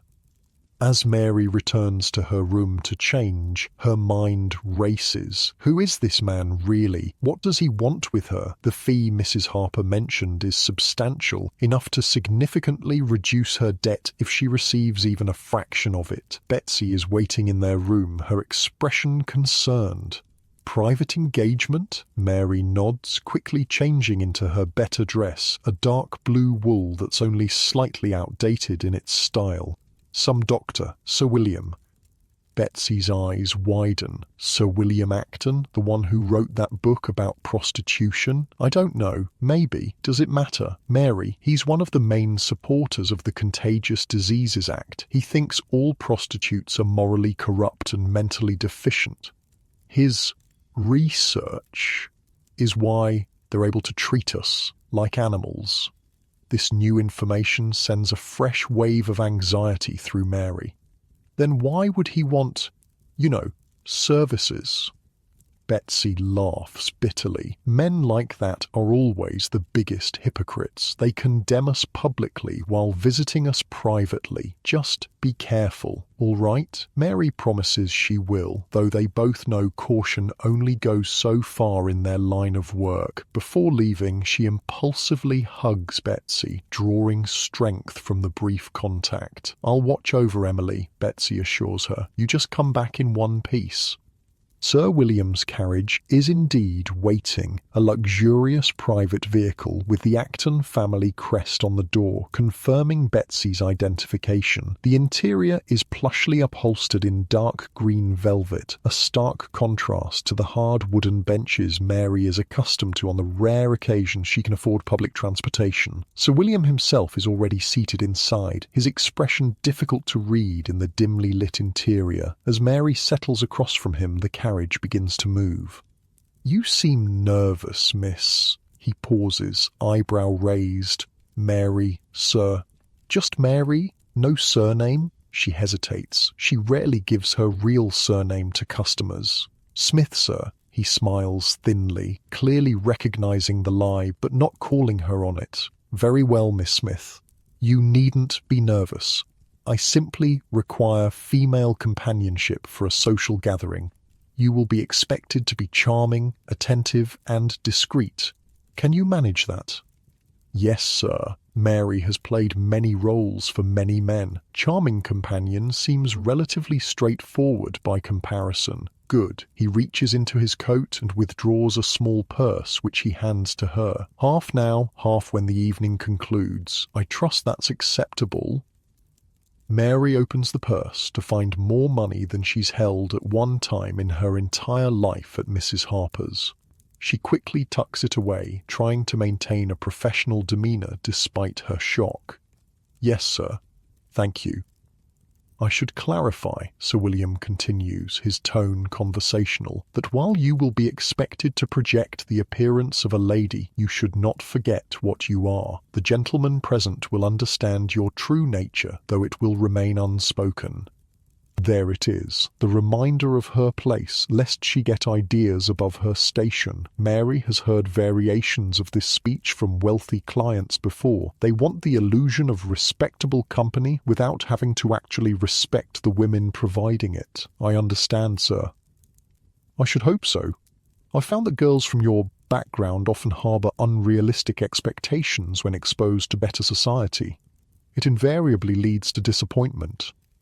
The carriage rolls through progressively wealthier neighbourhoods, eventually arriving at a stately building on Pall Mall, one of London's exclusive gentlemen's clubs. As Sir William helps her down from the carriage, he offers one final instruction. "You are my niece from the country, visiting London for the season. You are shy but eager to learn about city life. That should explain any rustic mannerisms or lack of sophistication." Mary nods, already slipping into the role. She straightens her posture, softens her expression, and follows Sir William into a world she has only glimpsed from the outside, a world of wealth, power, and privilege that exists in parallel to her own, separated by barriers far more substantial than the club's imposing doors. Inside, the club is all polished wood, leather chairs, and the murmur of cultured voices. Men in evening attire gather in small groups while uniformed servants move discreetly among them. Mary notices a few other women scattered throughout the room, all exquisitely dressed, all wearing the same carefully composed expressions that Mary recognizes immediately. They too are playing roles. As Sir William guides her through the room, making introductions to various colleagues and associates, Mary maintains her character, the innocent country niece, suitably impressed by London sophistication. She laughs at the right moments, expresses appropriate wonder at stories of foreign travel and political intrigue, accepts glasses of champagne that she barely sips. And all the while, she observes, she sees how these powerful men interact, the subtle hierarchies, the unspoken rules. She notices which of them regard her with simple courtesy and which with barely concealed hunger. She catalogues the names, the connections, the whispered asides not meant for her ears.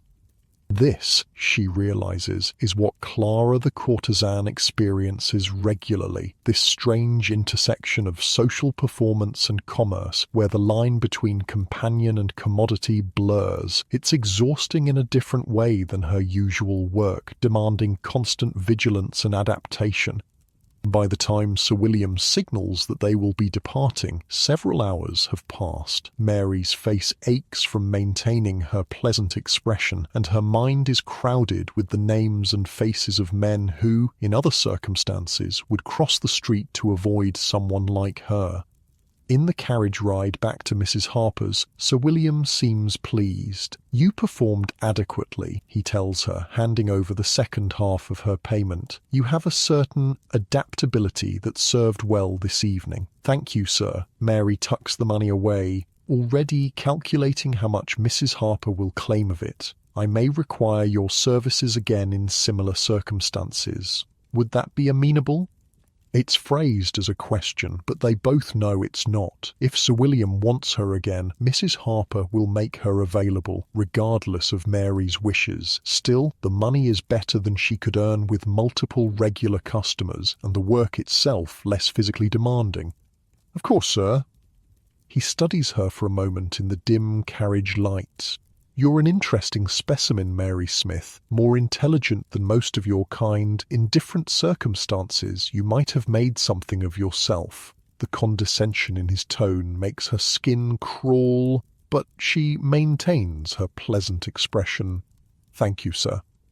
I've studied women like you extensively, you know, written papers on the prostitute's mind and moral character. Most of your colleagues lack the capacity for genuine feeling or higher thought. They're driven purely by base impulses and immediate gratification. But occasionally one finds an exception." Mary says nothing. What could she possibly say to a man who has reduced her entire existence to a research subject, who believes he understands her better than she understands herself?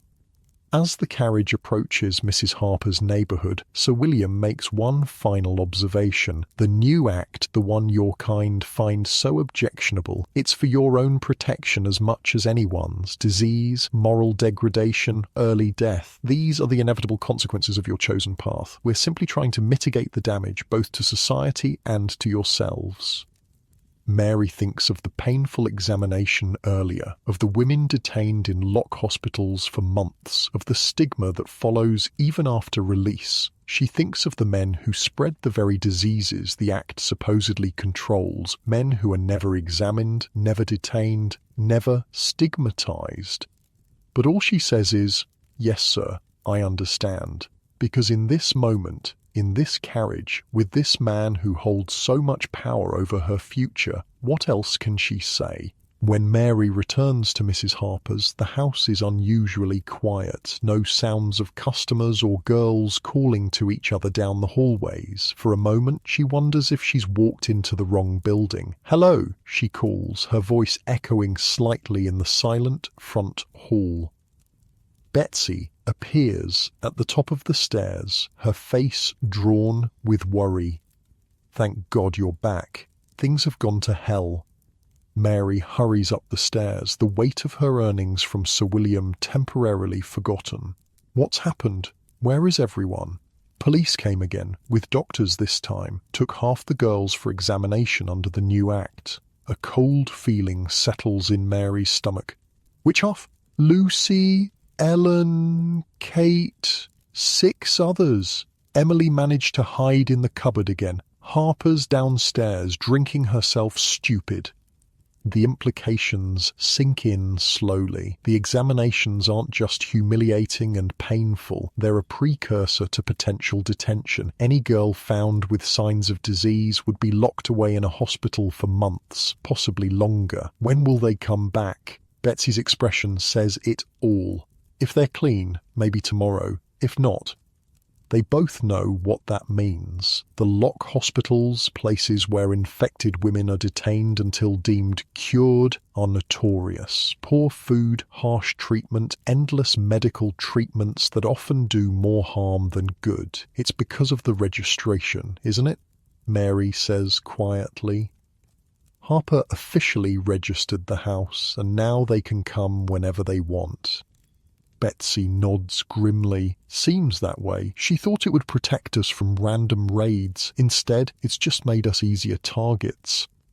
Mary sinks onto the top step, suddenly exhausted. The evening with Sir William, which had seemed like a fortunate break financially, now feels like part of a larger, more sinister pattern. The very man who championed the laws that threaten her and the other girls is also a customer, viewing them simultaneously as moral defects to be controlled and bodies to be purchased. Here, she says, withdrawing the purse of money from her bodice. I got paid well tonight. We should hide most of it before Harper finds out exactly how much. Together they count the money, more than Mary has ever earned in a single night. They set aside what they'll give to Mrs. Harper, enough to satisfy her, but not so much that she'll grow suspicious. The rest they divide into 3 portions, one each for Mary and Betsy, and a third for Emily, whose situation grows more precarious by the day. Where is she? Mary asks, realizing she hasn't seen the pregnant girl yet. Asleep. The sickness is getting worse. She can barely keep anything down.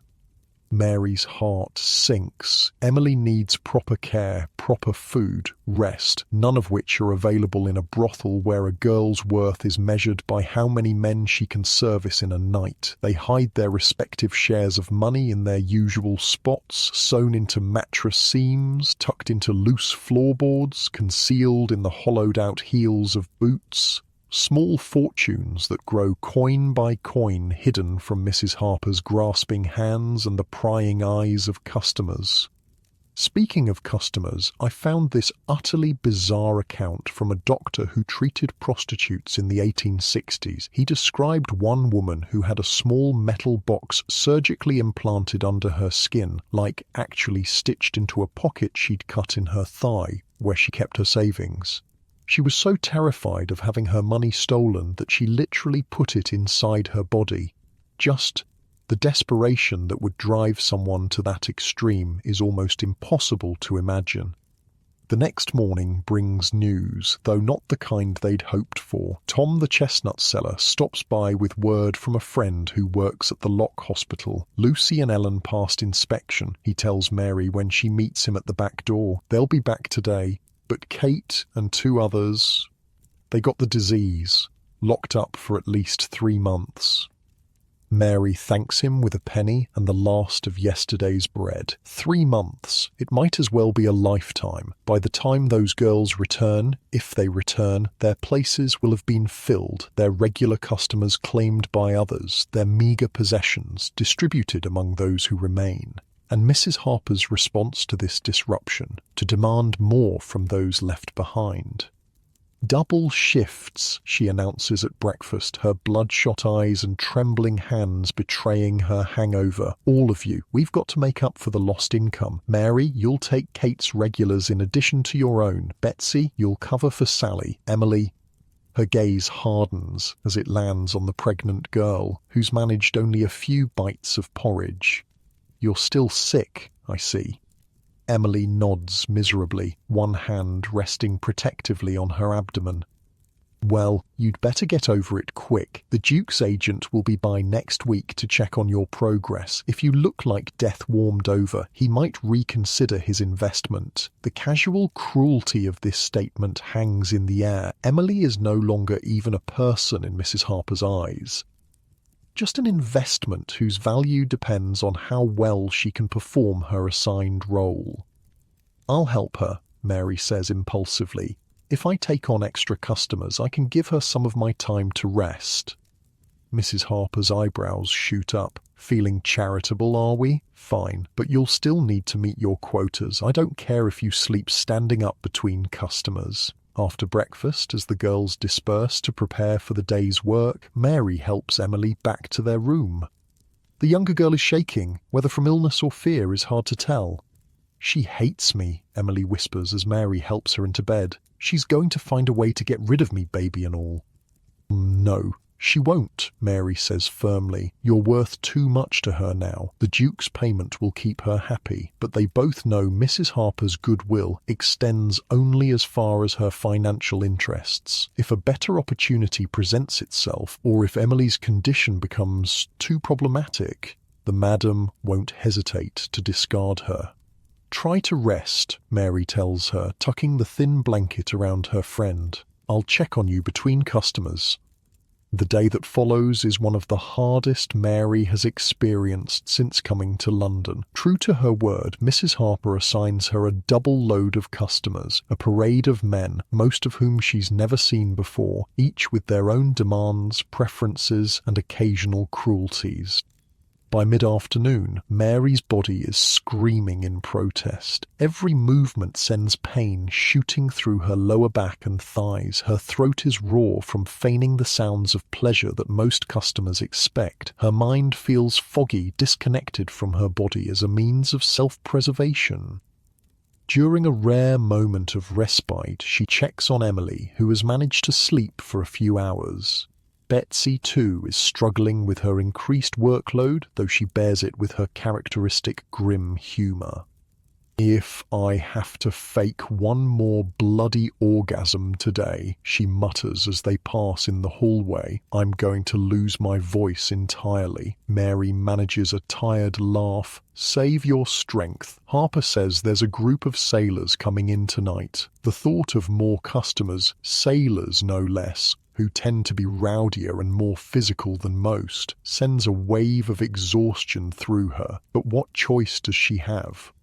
I just want to pause here for a second. I know this is bleak stuff, but one thing that's always stuck with me from my research is how these women just endured, day after day. The human capacity to adapt to almost any circumstances, no matter how brutal, is both inspiring and heartbreaking. Mary's not a heroine in the traditional sense. She's not leading a revolution or escaping to a better life. She's just surviving, and there's a kind of quiet courage in that. As evening approaches, Mary is preparing for yet another customer when a commotion erupts downstairs. Raised voices, the sound of something breaking, heavy footsteps on the stairs. Her first thought is police, but when the door bursts open, it's Lucy who stumbles in, her face bruised, her clothes dishevelled. They're coming, she gasps, clearly terrified. More inspections. They followed us from the hospital, said they need to check everyone again. Mary, they've got a list with all our names. Behind her, Mrs. Harper appears, her face flushed with anger and fear. Everyone downstairs. Now. They want you lined up for identification. Mary's heart hammers in her chest. This is different from the previous visits. More organised, more official, the Contagious Diseases Act in full effect. Emily, she whispers urgently to Betsy, we need to hide her, but there's no time. The front door opens and male voices fill the hallway. Heavy boots on the wooden floor, the sound of women being herded into the parlour. What about the hidden cupboard? Betsy suggests, desperately. They might know about it by now. Lucy or one of the others might have told them under pressure. They look around frantically for another hiding place, but their room offers few options. The bed is too low to the ground, the wardrobe too obvious. The roof, Mary says suddenly, through the attic window. She can hide on the roof until they're gone. It's a desperate plan, but it's all they have. Together, they help Emily up the narrow stairs to the attic, a dusty space used mainly for storage. The small window at the end opens onto a section of sloped roof, hidden from the street below by the building's facade. "Just stay flat and quiet," Mary instructs as they help Emily through the window. "We'll come get you as soon as they're gone." The fear in Emily's eyes is palpable, but she nods, understanding the necessity. "Be careful," she whispers before disappearing onto the roof. Mary and Betsy barely make it downstairs before the police and medical officers reach the upper floors. They join the line of girls in the parlor, hearts racing, trying to look as calm as possible. The scene that unfolds is like something from a nightmare. Each girl is called forward, her name checked against a list. She's then taken to a side room where a doctor waits to examine her. Those who have already been examined and deemed clean are separated from those awaiting inspection. "Mary Smith," calls a police officer, reading from his list. Mary steps forward, her mouth dry with fear. This is it, the moment when the full force of the law reaches into her life, claiming ownership of her body in the name of public health. The examination room is small and cold, with a single chair and a table covered in a white cloth. The doctor, an older man with cold eyes and mechanical movements, barely looks at her face as he instructs her to undress. "Hurry up," he says impatiently. "I've got 12 more after you." The examination itself is brief but humiliating. Clinical probing with metal instruments, brusque comments about her physical state, notes made in a small book. No explanation, no gentle words, no acknowledgement of her as a human being rather than a potential carrier of disease. "Clean," the doctor declares finally, making a mark in his book. "Next room." The next room holds the girls who have passed inspection. Lucy is there, along with several others, their expressions a mixture of relief and lingering trauma. But Betsy is nowhere to be seen. "Where's Betsy?" Mary whispers to Lucy when she has a chance. Lucy's eyes fill with tears. "They're taking her. Said she's showing symptoms." No. Not Betsy, strong, practical Betsy, who has survived 8 years in this life, who knows every trick, every strategy for staying safe, who has plans to save enough to open a small shop someday. Before Mary can process this, the door opens and Betsy is led in. Not to join them, but to collect her things under supervision. Her face is blank, the kind of emptiness that comes from shock. 30 minutes to pack, the officer with her announces. One small bag only. While the officer is momentarily distracted by a question from one of the other girls, Mary manages to move close enough to Betsy to whisper, "Where?" "Royal Albert," Betsy murmurs back, naming one of London's lock hospitals. "South Ward." "I'll come," Mary promises, the words tumbling out before she can think about whether it's a promise she can keep. "I'll find a way."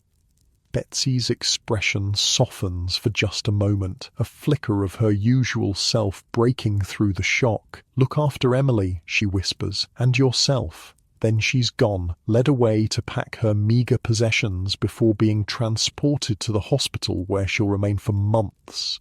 Separated from everything familiar, subjected to painful treatments, her freedom entirely surrendered to medical authority. The officers and doctors leave shortly afterward, having completed their inspection of all registered women in the house. As soon as they're gone, Mary races upstairs to retrieve Emily from her precarious hiding place on the roof. The pregnant girl is cold and frightened, but otherwise unharmed. When Mary tells her about Betsy, she begins to cry, silent tears that seem to come from a place of utter exhaustion. "What are we going to do?" she asks, her voice small. It's the question that hangs over all of them now. With Betsy gone, Kate and the others locked away, and the constant threat of further inspections, their already precarious existence feels more fragile than ever. Later that night, after the last customer has gone and the house has settled into uneasy silence, Mary sits by the window in their now half-empty room. Emily sleeps fitfully on the mattress they once shared with Betsy, her face troubled even in sleep. Outside, London continues its nighttime rhythms, distant shouts from taverns, the occasional carriage passing by, the muted sounds of a city that never truly sleeps. Somewhere out there, Betsy is lying in a hospital ward, surrounded by strangers, her future uncertain. Mary thinks about Sir William and his talk of protecting women like her, about the police and doctors who enforce laws that treat her body as public property, about Mrs. Harper and her callous exploitation of desperate girls, different faces of the same system that traps women like Mary, Betsy and Emily in cycles of poverty, abuse and stigma. There has to be a way out, not just for them individually, but for all women caught in this trap. The next day, Mary does something she's never done before. During her brief afternoon break, instead of resting or checking on Emily, she makes her way to the public library, a place she's passed many times but never entered. Her appearance draws disapproving glances from the attendants and patrons, her occupation obvious despite her attempts to dress modestly for the outing. But she persists, asking in a quiet voice for any newspapers or publications that mention the Contagious Diseases Act. The librarian's eyebrows rise, but he directs her to a reading room where recent periodicals are kept. There, in the pages of several reform-minded publications, Mary discovers something she didn't know existed: opposition to the acts, articles written by women like Josephine Butler, who argue that the laws are unjust, that they punish women while leaving men untouched, that they violate basic rights to bodily autonomy. Mary reads until her eyes burn, absorbing arguments and perspectives she's never encountered before. The idea that she and women like her deserve better treatment, that they have rights that should be respected, that the system itself might be challenged. These concepts are revolutionary to someone who has spent 6 months believing that her current life is all she can expect. When she returns to Mrs. Harper's, she brings with her a pamphlet discreetly given to her by a woman who approached her in the library, a member of the Ladies' National Association for the Repeal of the Contagious Diseases Acts. The pamphlet contains information about meetings, about legal aid for women detained under the Acts, about a growing movement that sees prostitutes not as moral failings to be controlled, but as women deserving of protection and respect. She shows it to Emily that night, reading aloud the parts that seem most relevant to their situation. For the first time in days, she sees hope flicker in the younger girl's eyes. "Do you think they could help Betsy?" Emily asks. "I don't know," Mary answers honestly. "Oh, it's worth trying, isn't it?" The pamphlet also contains the address of a refuge, not like Urania Cottage, which focuses on reforming fallen women, but a place where women can stay while looking for alternative work, where no judgment is passed on their past or present circumstances. It's a slim thread of hope in an increasingly desperate situation. With Betsy gone, Mary's workload has increased again. Her body can barely keep up with the demands placed on it. Emily's pregnancy is progressing, the morning sickness replaced by a persistent weakness that worries Mary deeply, and Mrs. Harper grows more erratic by the day, alternating between drunken rages and periods of calculating cruelty. Something has to change, soon.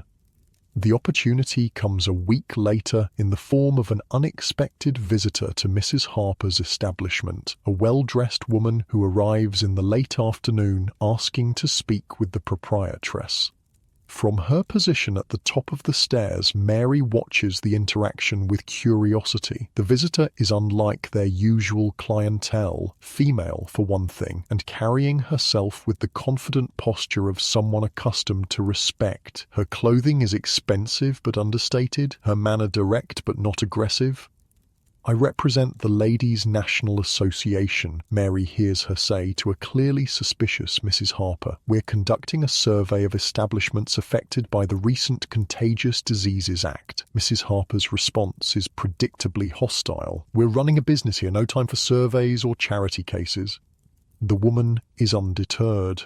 We're not offering charity, Mrs. Harper. We're offering legal assistance to women who have been unjustly detained under the Act. I understand several of your employees have been taken to lock hospitals recently. Mary's heart skips a beat. Betsy. This woman might be able to help Betsy. Before she can think better of it, Mary descends the stairs, ignoring Mrs. Harper's warning glare.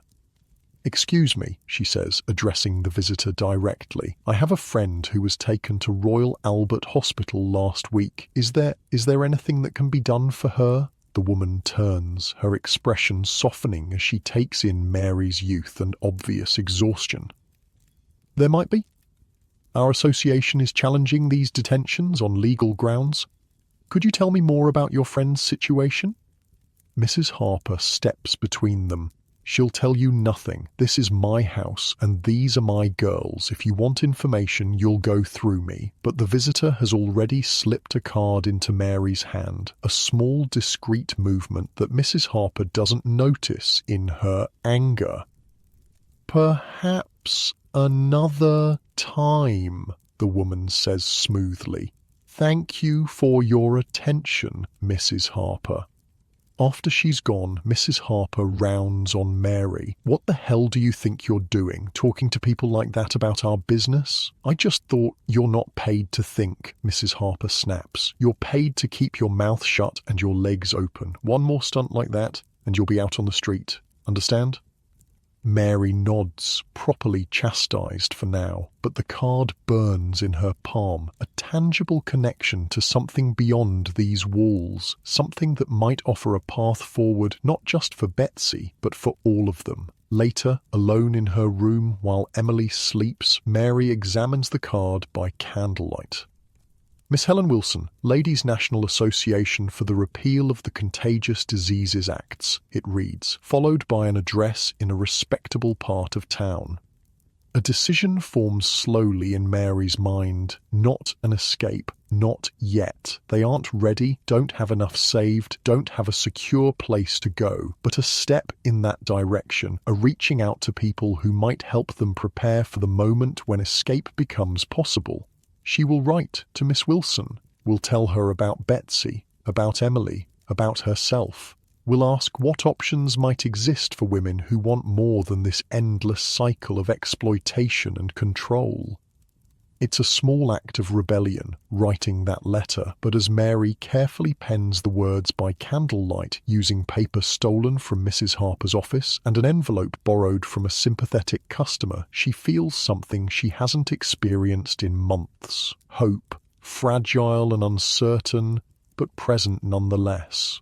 Hope that maybe, just maybe, there's a future beyond these walls, beyond inspection tables and lock hospitals, beyond men who use her body and discard her humanity, beyond the life that circumstance and society have told her is all she deserves.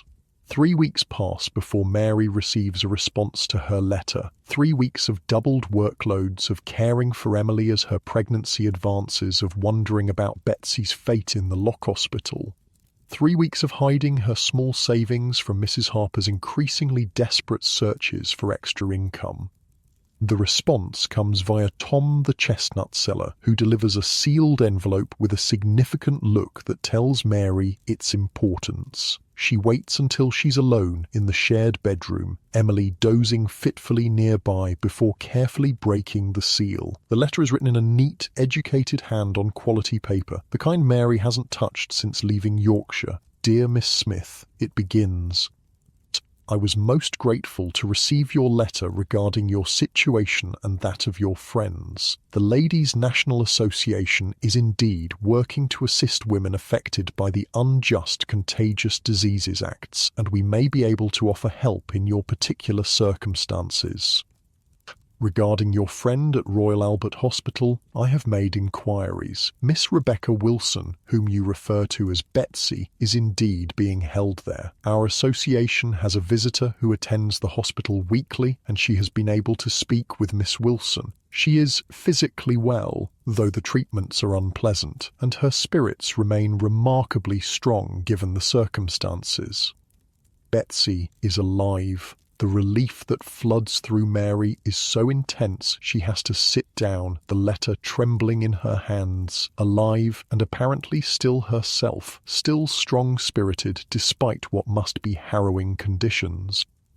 As to your pregnant friend, the letter continues, there are several homes that might accept her once her confinement approaches. These are not like the reformatories you mentioned fearing, but places where women may give birth safely and keep their infants, if they wish, while learning skills for future employment. I have enclosed information about 2 such establishments.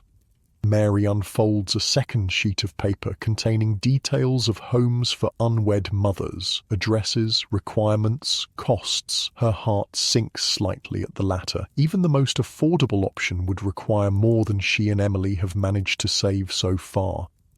Finally, regarding your own situation, you expressed interest in finding alternative employment, though you cited concerns about references and respectability. These are valid concerns, but not insurmountable obstacles. Our association maintains connections with several employers who understand that a woman's past need not determine her future.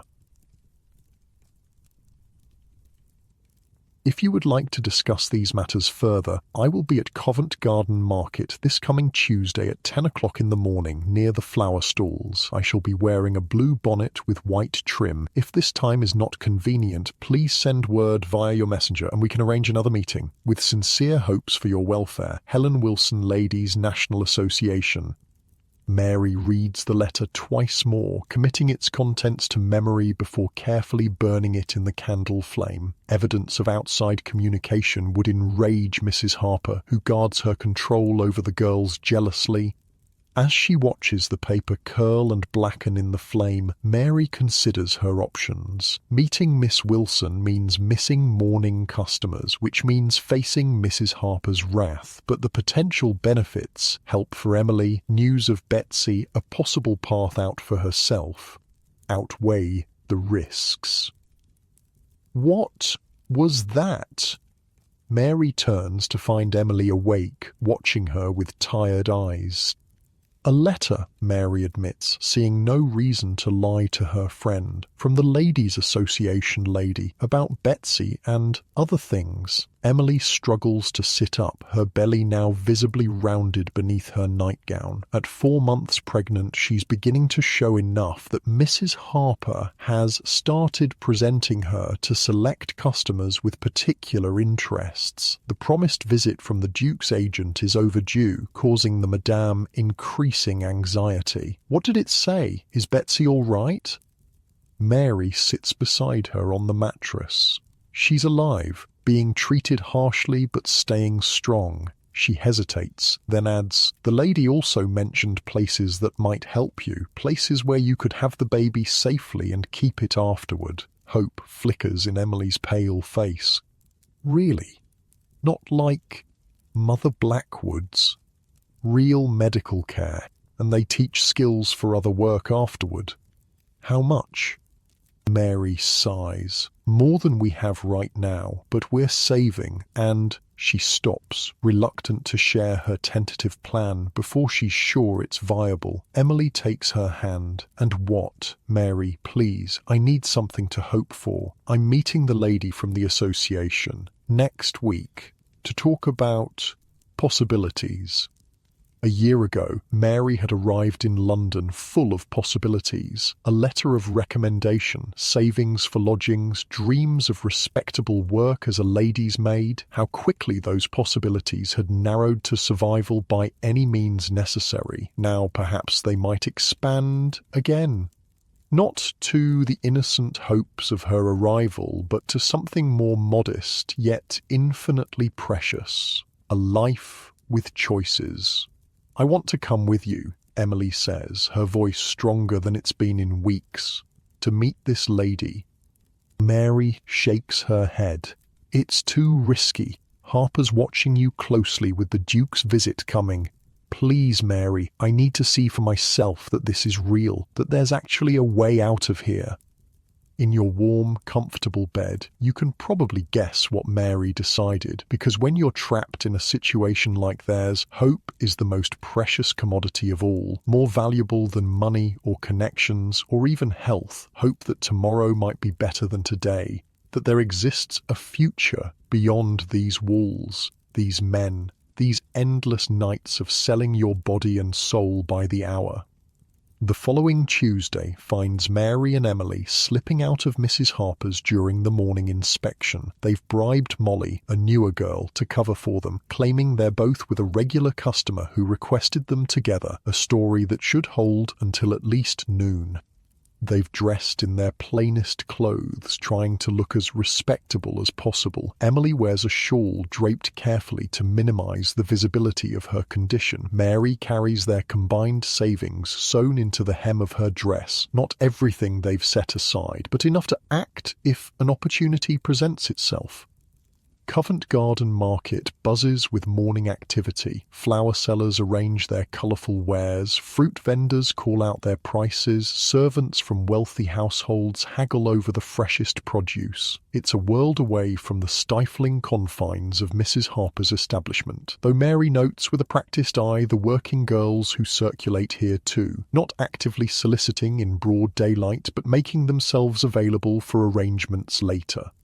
There, Emily whispers, clutching Mary's arm, by the lily stall, blue bonnet with white trim. Miss Wilson proves to be younger than Mary expected, perhaps 30, with a kind face and observant eyes. She spots them almost immediately, her expression giving nothing away, as she finishes purchasing a small bunch of violets before approaching.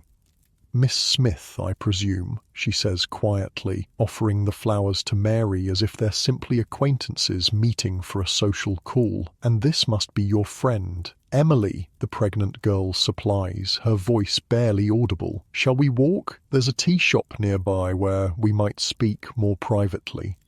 As they follow Miss Wilson through the market, Mary remains alert for any sign of Mrs. Harper's spies. The Madame has informants throughout the neighbourhood, shopkeepers, street vendors, sometimes even police officers who owe her favours. The tea shop is small but clean, with private booths along one wall. Miss Wilson selects one at the far end, ordering tea and scones for all three before turning to business.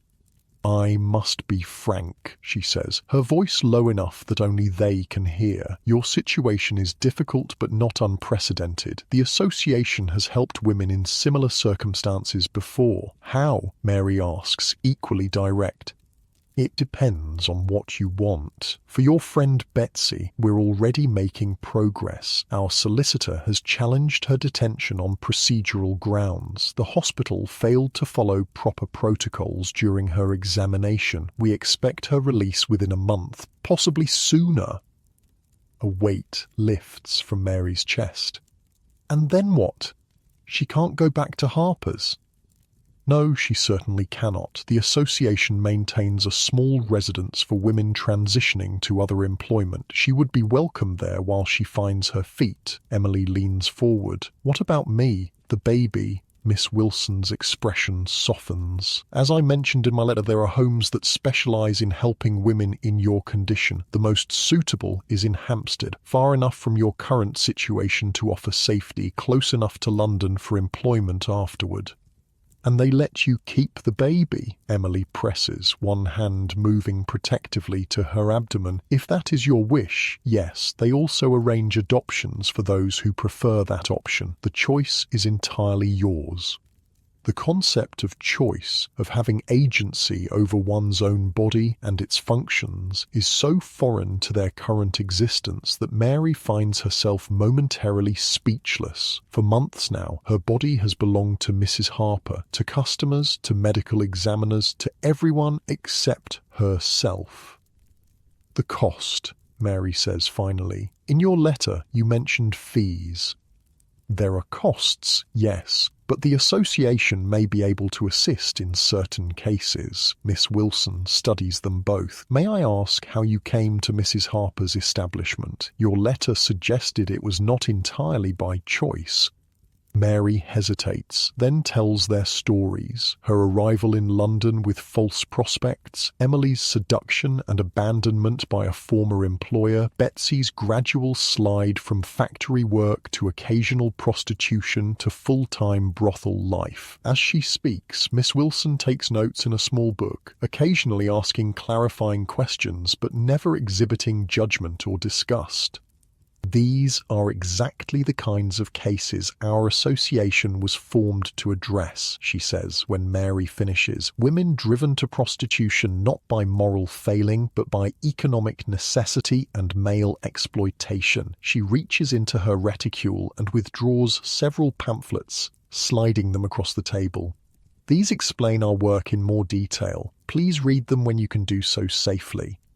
One pamphlet catches Mary's eye, its cover featuring a portrait of a woman with determined eyes and a resolute expression, Josephine Butler and the Campaign Against the Contagious Diseases Acts. The title reads, "Hey, I need to tell you something wild about Josephine Butler. She was this upper-middle-class woman who basically dedicated her life to fighting for prostitutes' rights in Victorian England. Like, she'd go into brothels and lock hospitals to interview women, then publish their stories to build public support against the Contagious Diseases Acts. The establishment hated her. She got death threats, was physically attacked at rallies, had rotten food thrown at her. But she kept going for almost 20 years until the acts were finally repealed in 1886. Just an absolute badass who history doesn't talk about enough."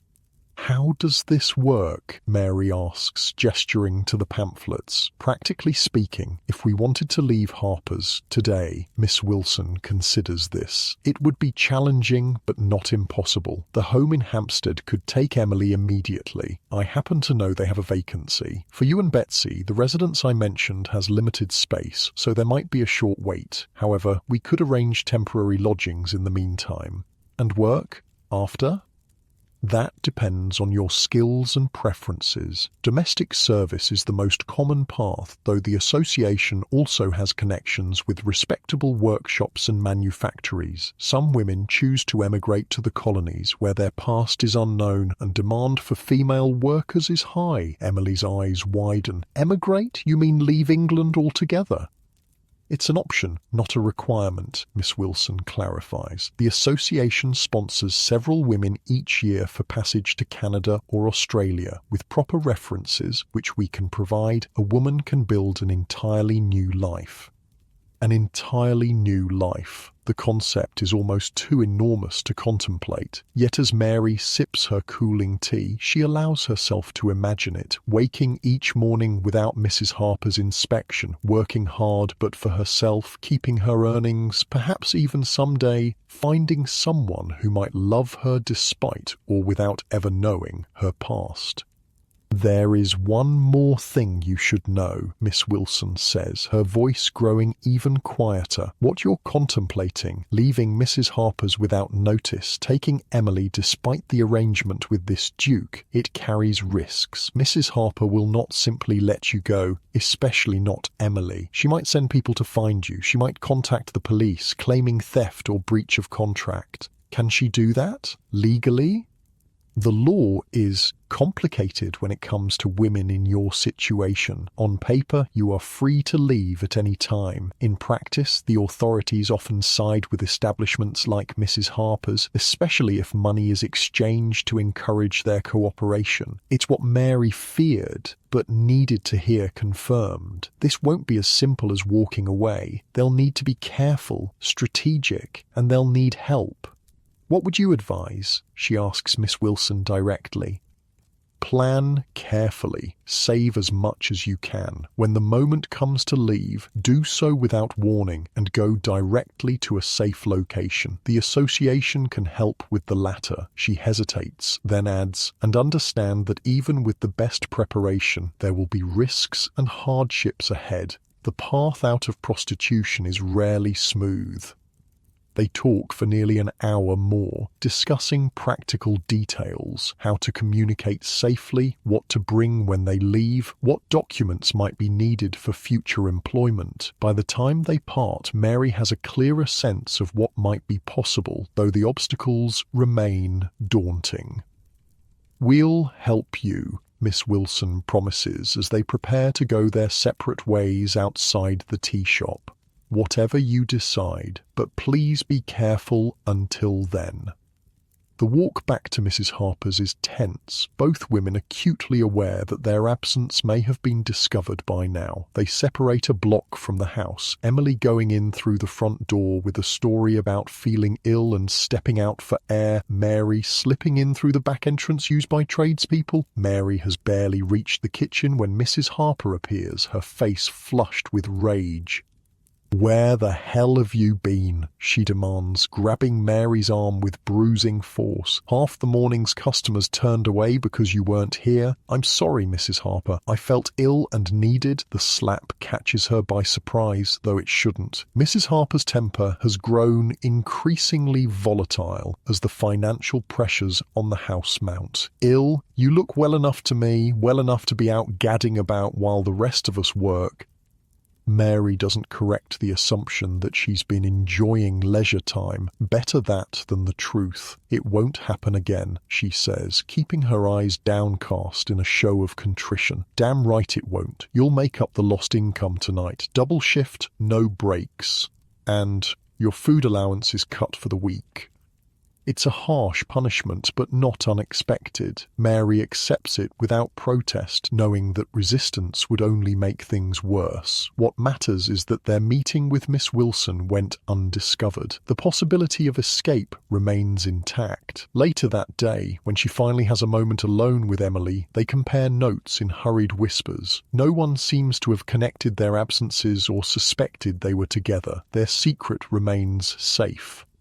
"We need to tell Betsy somehow," Emily says. "That help is coming." Mary nods. "Miss Wilson said her association has a visitor who sees her weekly. Maybe they can pass a message. When do we go? To the places she mentioned?" It's the crucial question. Timing their escape requires balancing multiple factors. Betsy's release, Emily's advancing pregnancy, their slowly growing savings, Mrs. Harper's fluctuating vigilance.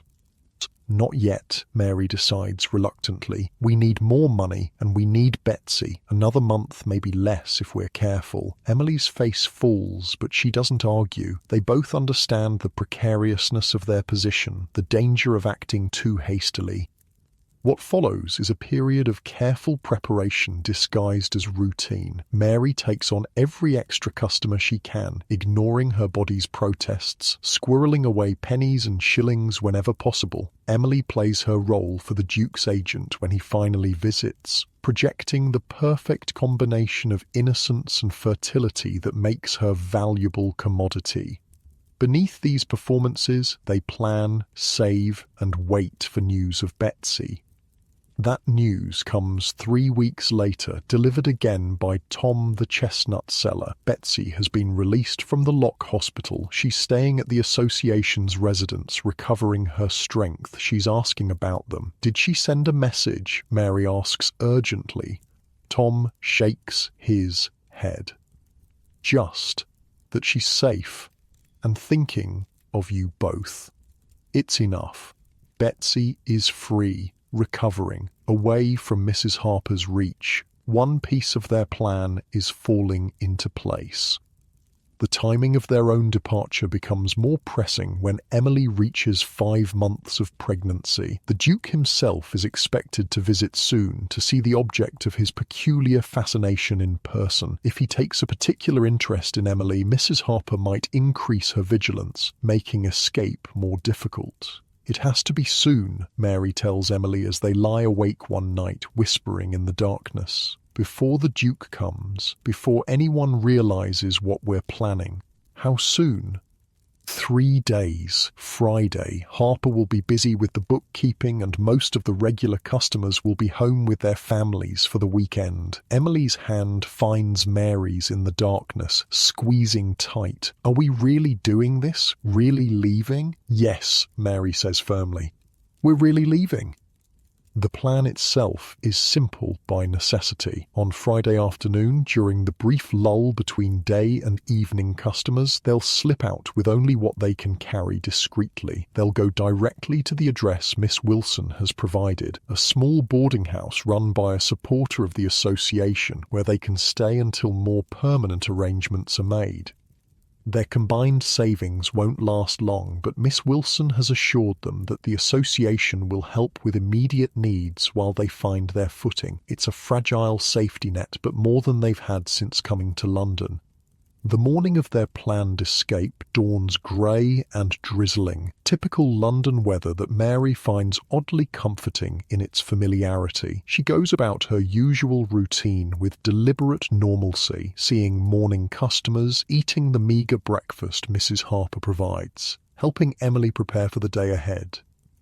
Beneath this calm exterior, her mind races with last-minute concerns. Have they saved enough? Will Emily's health hold up during the journey across London? Will the boarding house truly be safe from Mrs. Harper's reach? What if Betsy isn't there when they arrive? So many uncertainties, so many potential points of failure. Yet staying presents even greater dangers, the certainty of continued exploitation, the risk of disease or violence, Emily losing her child one way or another.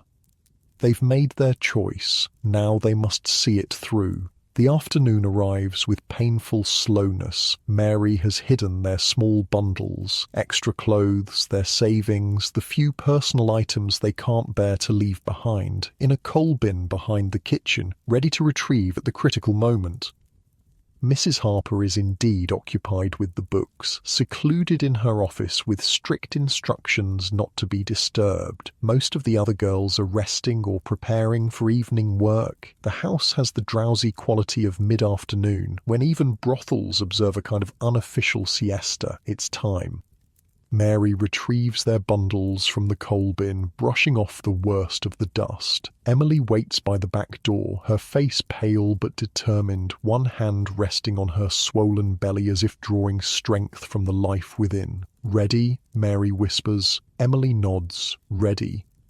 They slip out into the drizzling rain, pulling their shawls over their heads, both for protection from the weather and to obscure their faces. The alley behind Mrs. Harper's is empty, save for a mangy cat picking through refuse, which regards them with indifferent yellow eyes as they pass. They walk quickly, but not so fast as to draw attention, heading toward the main road where they can find a hackney cab. Public transportation would be cheaper, but a cab offers privacy and speed, worth the extra expense under the circumstances. Mary's heart pounds with each step, expecting at any moment to hear Mrs. Harper's voice calling them back or to feel a policeman's hand on her shoulder, but the streets remain indifferent to their passage, filled with ordinary Londoners going about their business, none paying particular attention to two modestly dressed young women. It's almost too easy, Mary thinks, as they flag down a cab and give the driver the address of the boarding house. Surely something will go wrong. Surely escape cannot be as simple as walking away. But as the cab pulls away from the curb, carrying them farther from Mrs. Harper's with each turn of its wheels, Mary allows herself to consider a startling possibility. Perhaps they have already endured the worst. Perhaps what lies ahead, while uncertain and surely difficult in its own way, might actually be better than what they leave behind. The boarding house, when they reach it, is a narrow building on a quiet street in Bloomsbury, respectable without being fashionable, exactly the kind of place that might house working women without attracting undue attention. The landlady, a Mrs. Forrester, greets them with brisk efficiency, showing them to a small but clean room on the third floor. "Miss Wilson said you might arrive today," she informs them, lighting the room's single gas lamp against the grey afternoon. "Your friend is expecting you in the common room when you're settled." Betsy, the surge of emotion Mary feels at the prospect of seeing her again is almost overwhelming.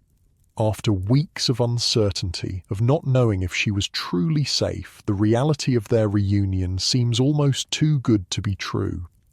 But there she is in the common room, thinner than before, with shadows under her eyes, but unmistakably Betsy. She rises from her chair when they enter, and for a moment the three women simply stare at each other, overcome by the improbability of their reunion. Then Emily gives a small cry and rushes forward, and they're all embracing, a tangle of arms and tears and whispered reassurances. "You're here. You're really here," Betsy keeps saying, as if she too can't quite believe their escape has succeeded. For the rest of that day and late into the evening, they talk, sharing experiences, plans, fears. Betsy describes the Lock Hospital in unflinching detail: the inadequate food, the painful treatments, the humiliation of being treated as a disease vector rather than a human being. But she also speaks of the other women she met there, the solidarity they formed, the small kindnesses they showed each other in the midst of institutionalized cruelty. There was this girl, Annie, she tells them, couldn't have been more than 16, first time in the trade, and caught the clap right away, terrified out of her mind. We all looked after her, shared our food rations, took the blame when she broke rules, taught her how to manage the doctors. It's a familiar story to anyone who has lived in the world of prostitution, women supporting each other in a system designed to isolate and control them, the same solidarity that brought Mary, Emily, and Betsy to this moment.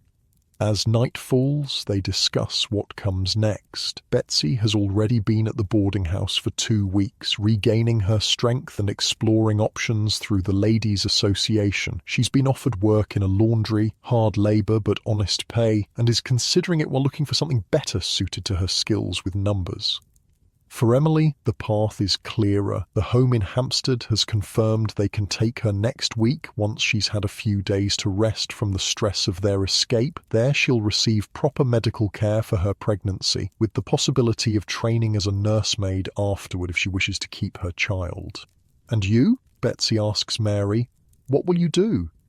It's the question Mary has been asking herself for weeks, with no clear answer. Unlike Emily, whose pregnancy creates specific needs, or Betsy, whose longer experience in London has given her connections and knowledge, Mary occupies an uncertain middle ground. Too experienced to return to innocent country life, not experienced enough to navigate London's limited opportunities for women on her own. "Miss Wilson mentioned emigration," she says slowly. "Canada or Australia, a fresh start where no one knows me." Betsy nods thoughtfully. "I've heard the association has good connections there. Set you up with a respectable position, proper housing, but it's far, Mary, a whole ocean away." That's rather the point, isn't it? Far from Harper, from all of this. Mary gestures vaguely, encompassing not just their immediate surroundings, but the whole system that brought them to this point. A place where I could be just Mary, not Mary from the brothel or Mary the fallen woman. "You'd go alone?" Emily asks, her voice small.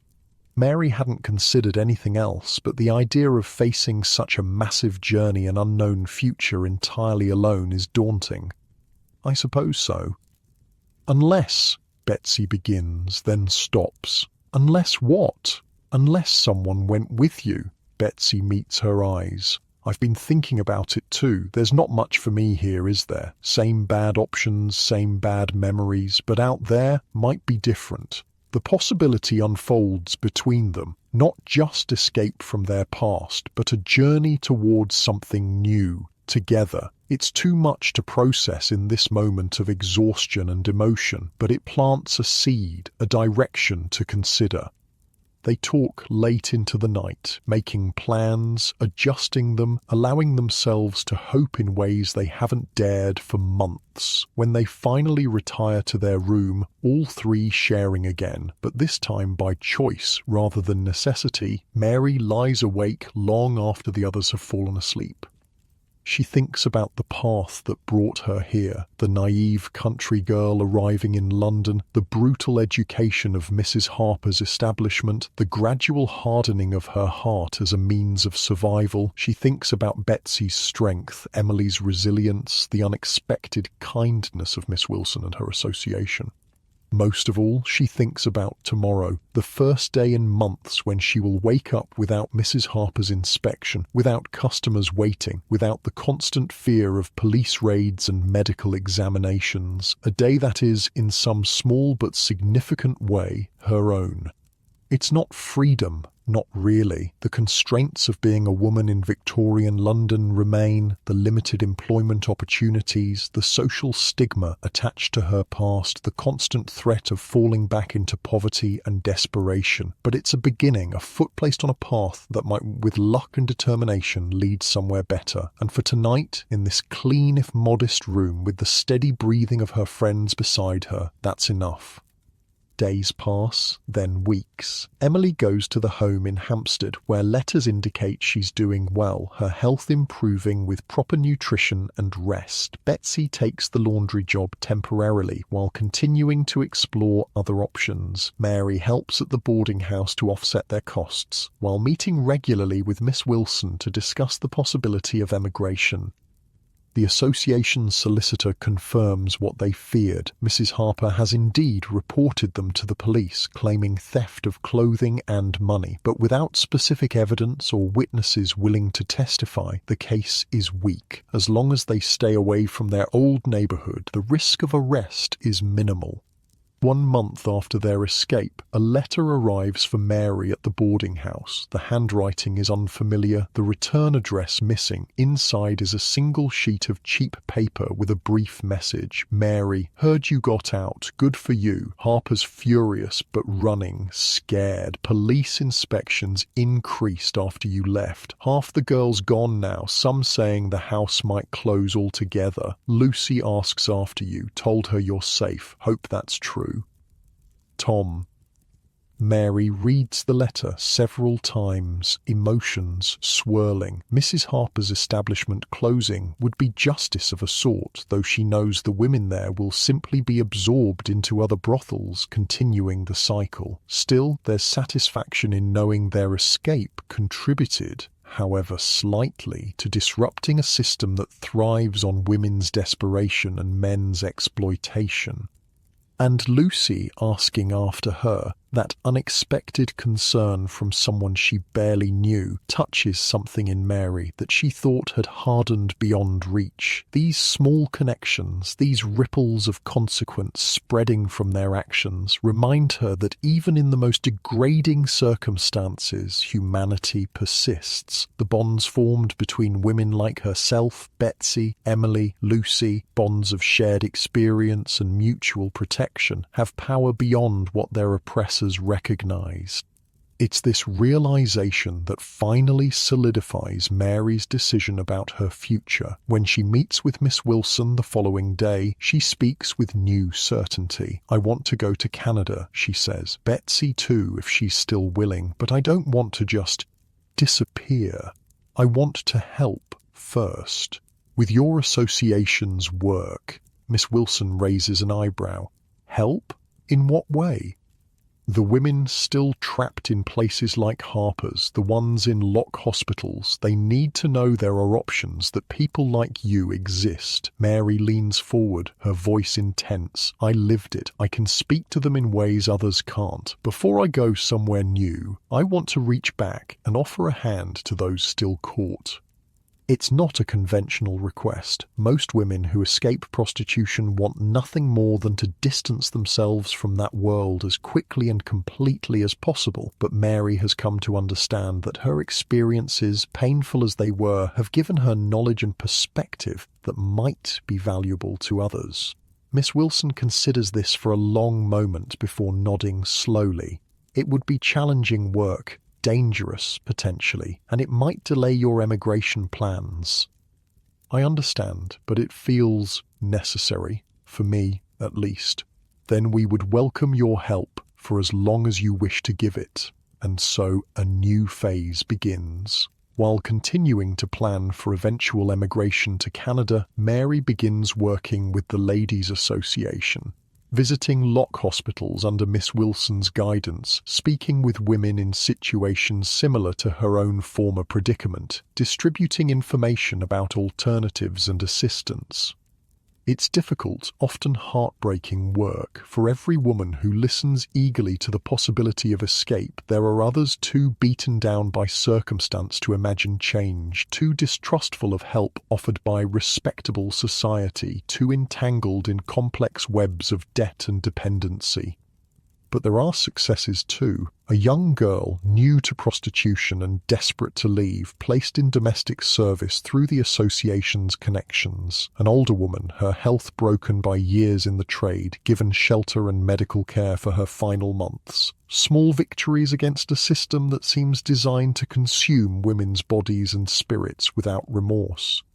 Through it all, Mary finds herself changing, not returning to the innocent girl who arrived in London a year ago, but evolving into someone new, someone who understands both the harshness of the world and the possibility of resistance, someone who has experienced the worst of human exploitation, but also the strength of human connection.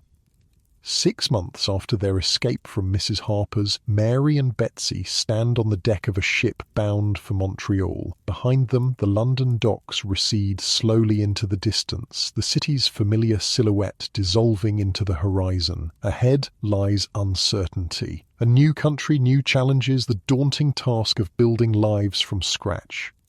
But they don't go empty-handed. In addition to the modest savings they've accumulated and the references provided by the Ladies' Association, they carry something less tangible but equally valuable: the knowledge that they have survived, that they have helped others survive, that they have in some small way challenged a system designed to use and discard women like themselves.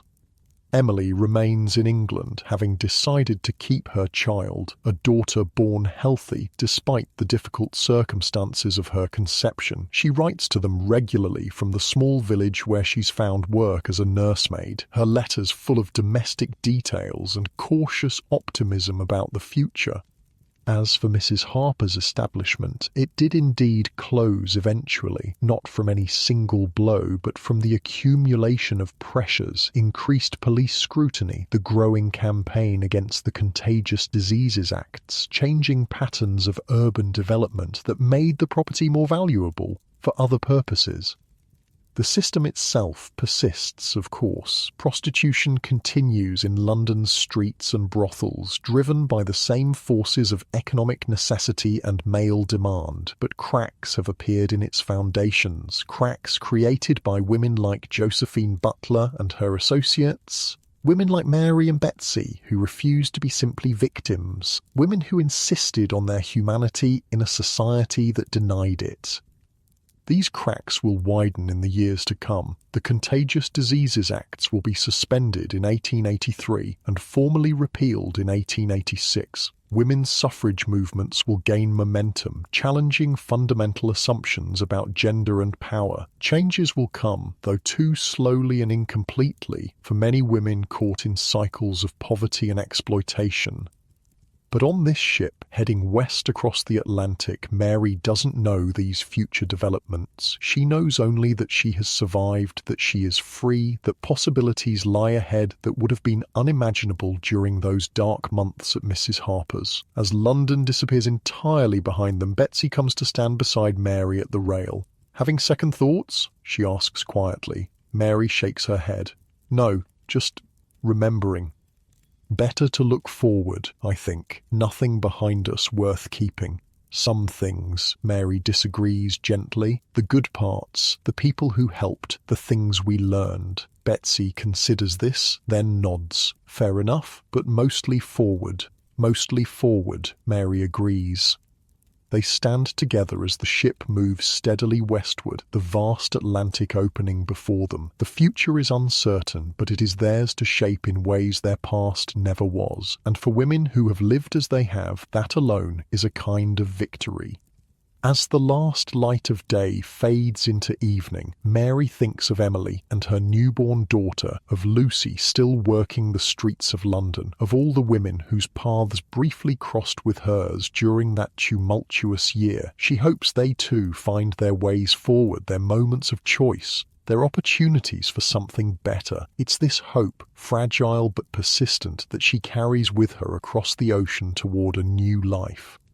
And as you lie in your comfortable bed, safe and warm, perhaps this hope is something worth holding on to as well. The knowledge that even in the darkest circumstances, people find ways to resist, to connect, to help each other survive. That small acts of kindness and courage can create ripples that extend far beyond their immediate impact. That history is made not just by the powerful, but by countless ordinary people, many of them women, many of them forgotten, who refused to accept the limitations imposed upon them. Their stories deserve to be remembered not as cautionary tales or romantic fantasies, but as complex human experiences that shaped the world we inhabit today. Mary, Betsy, Emily, women like them existed by the thousands in Victorian London. They suffered, they survived, they changed things in ways both small and profound. Let that knowledge settle gently in your mind as you drift towards sleep, a reminder of both human capacity for cruelty and human potential for compassion, of how far we've come and how far we still have to go, of the quiet courage it takes sometimes simply to wake up each morning and face another day, to hope for something better despite all evidence to the contrary. Rest now, knowing these women's stories have been heard, their experiences acknowledged, their humanity affirmed, and perhaps in your dreams you'll find yourself on that westbound ship, the weight of the past receding with the shoreline, the promise of tomorrow opening like the vast horizon ahead.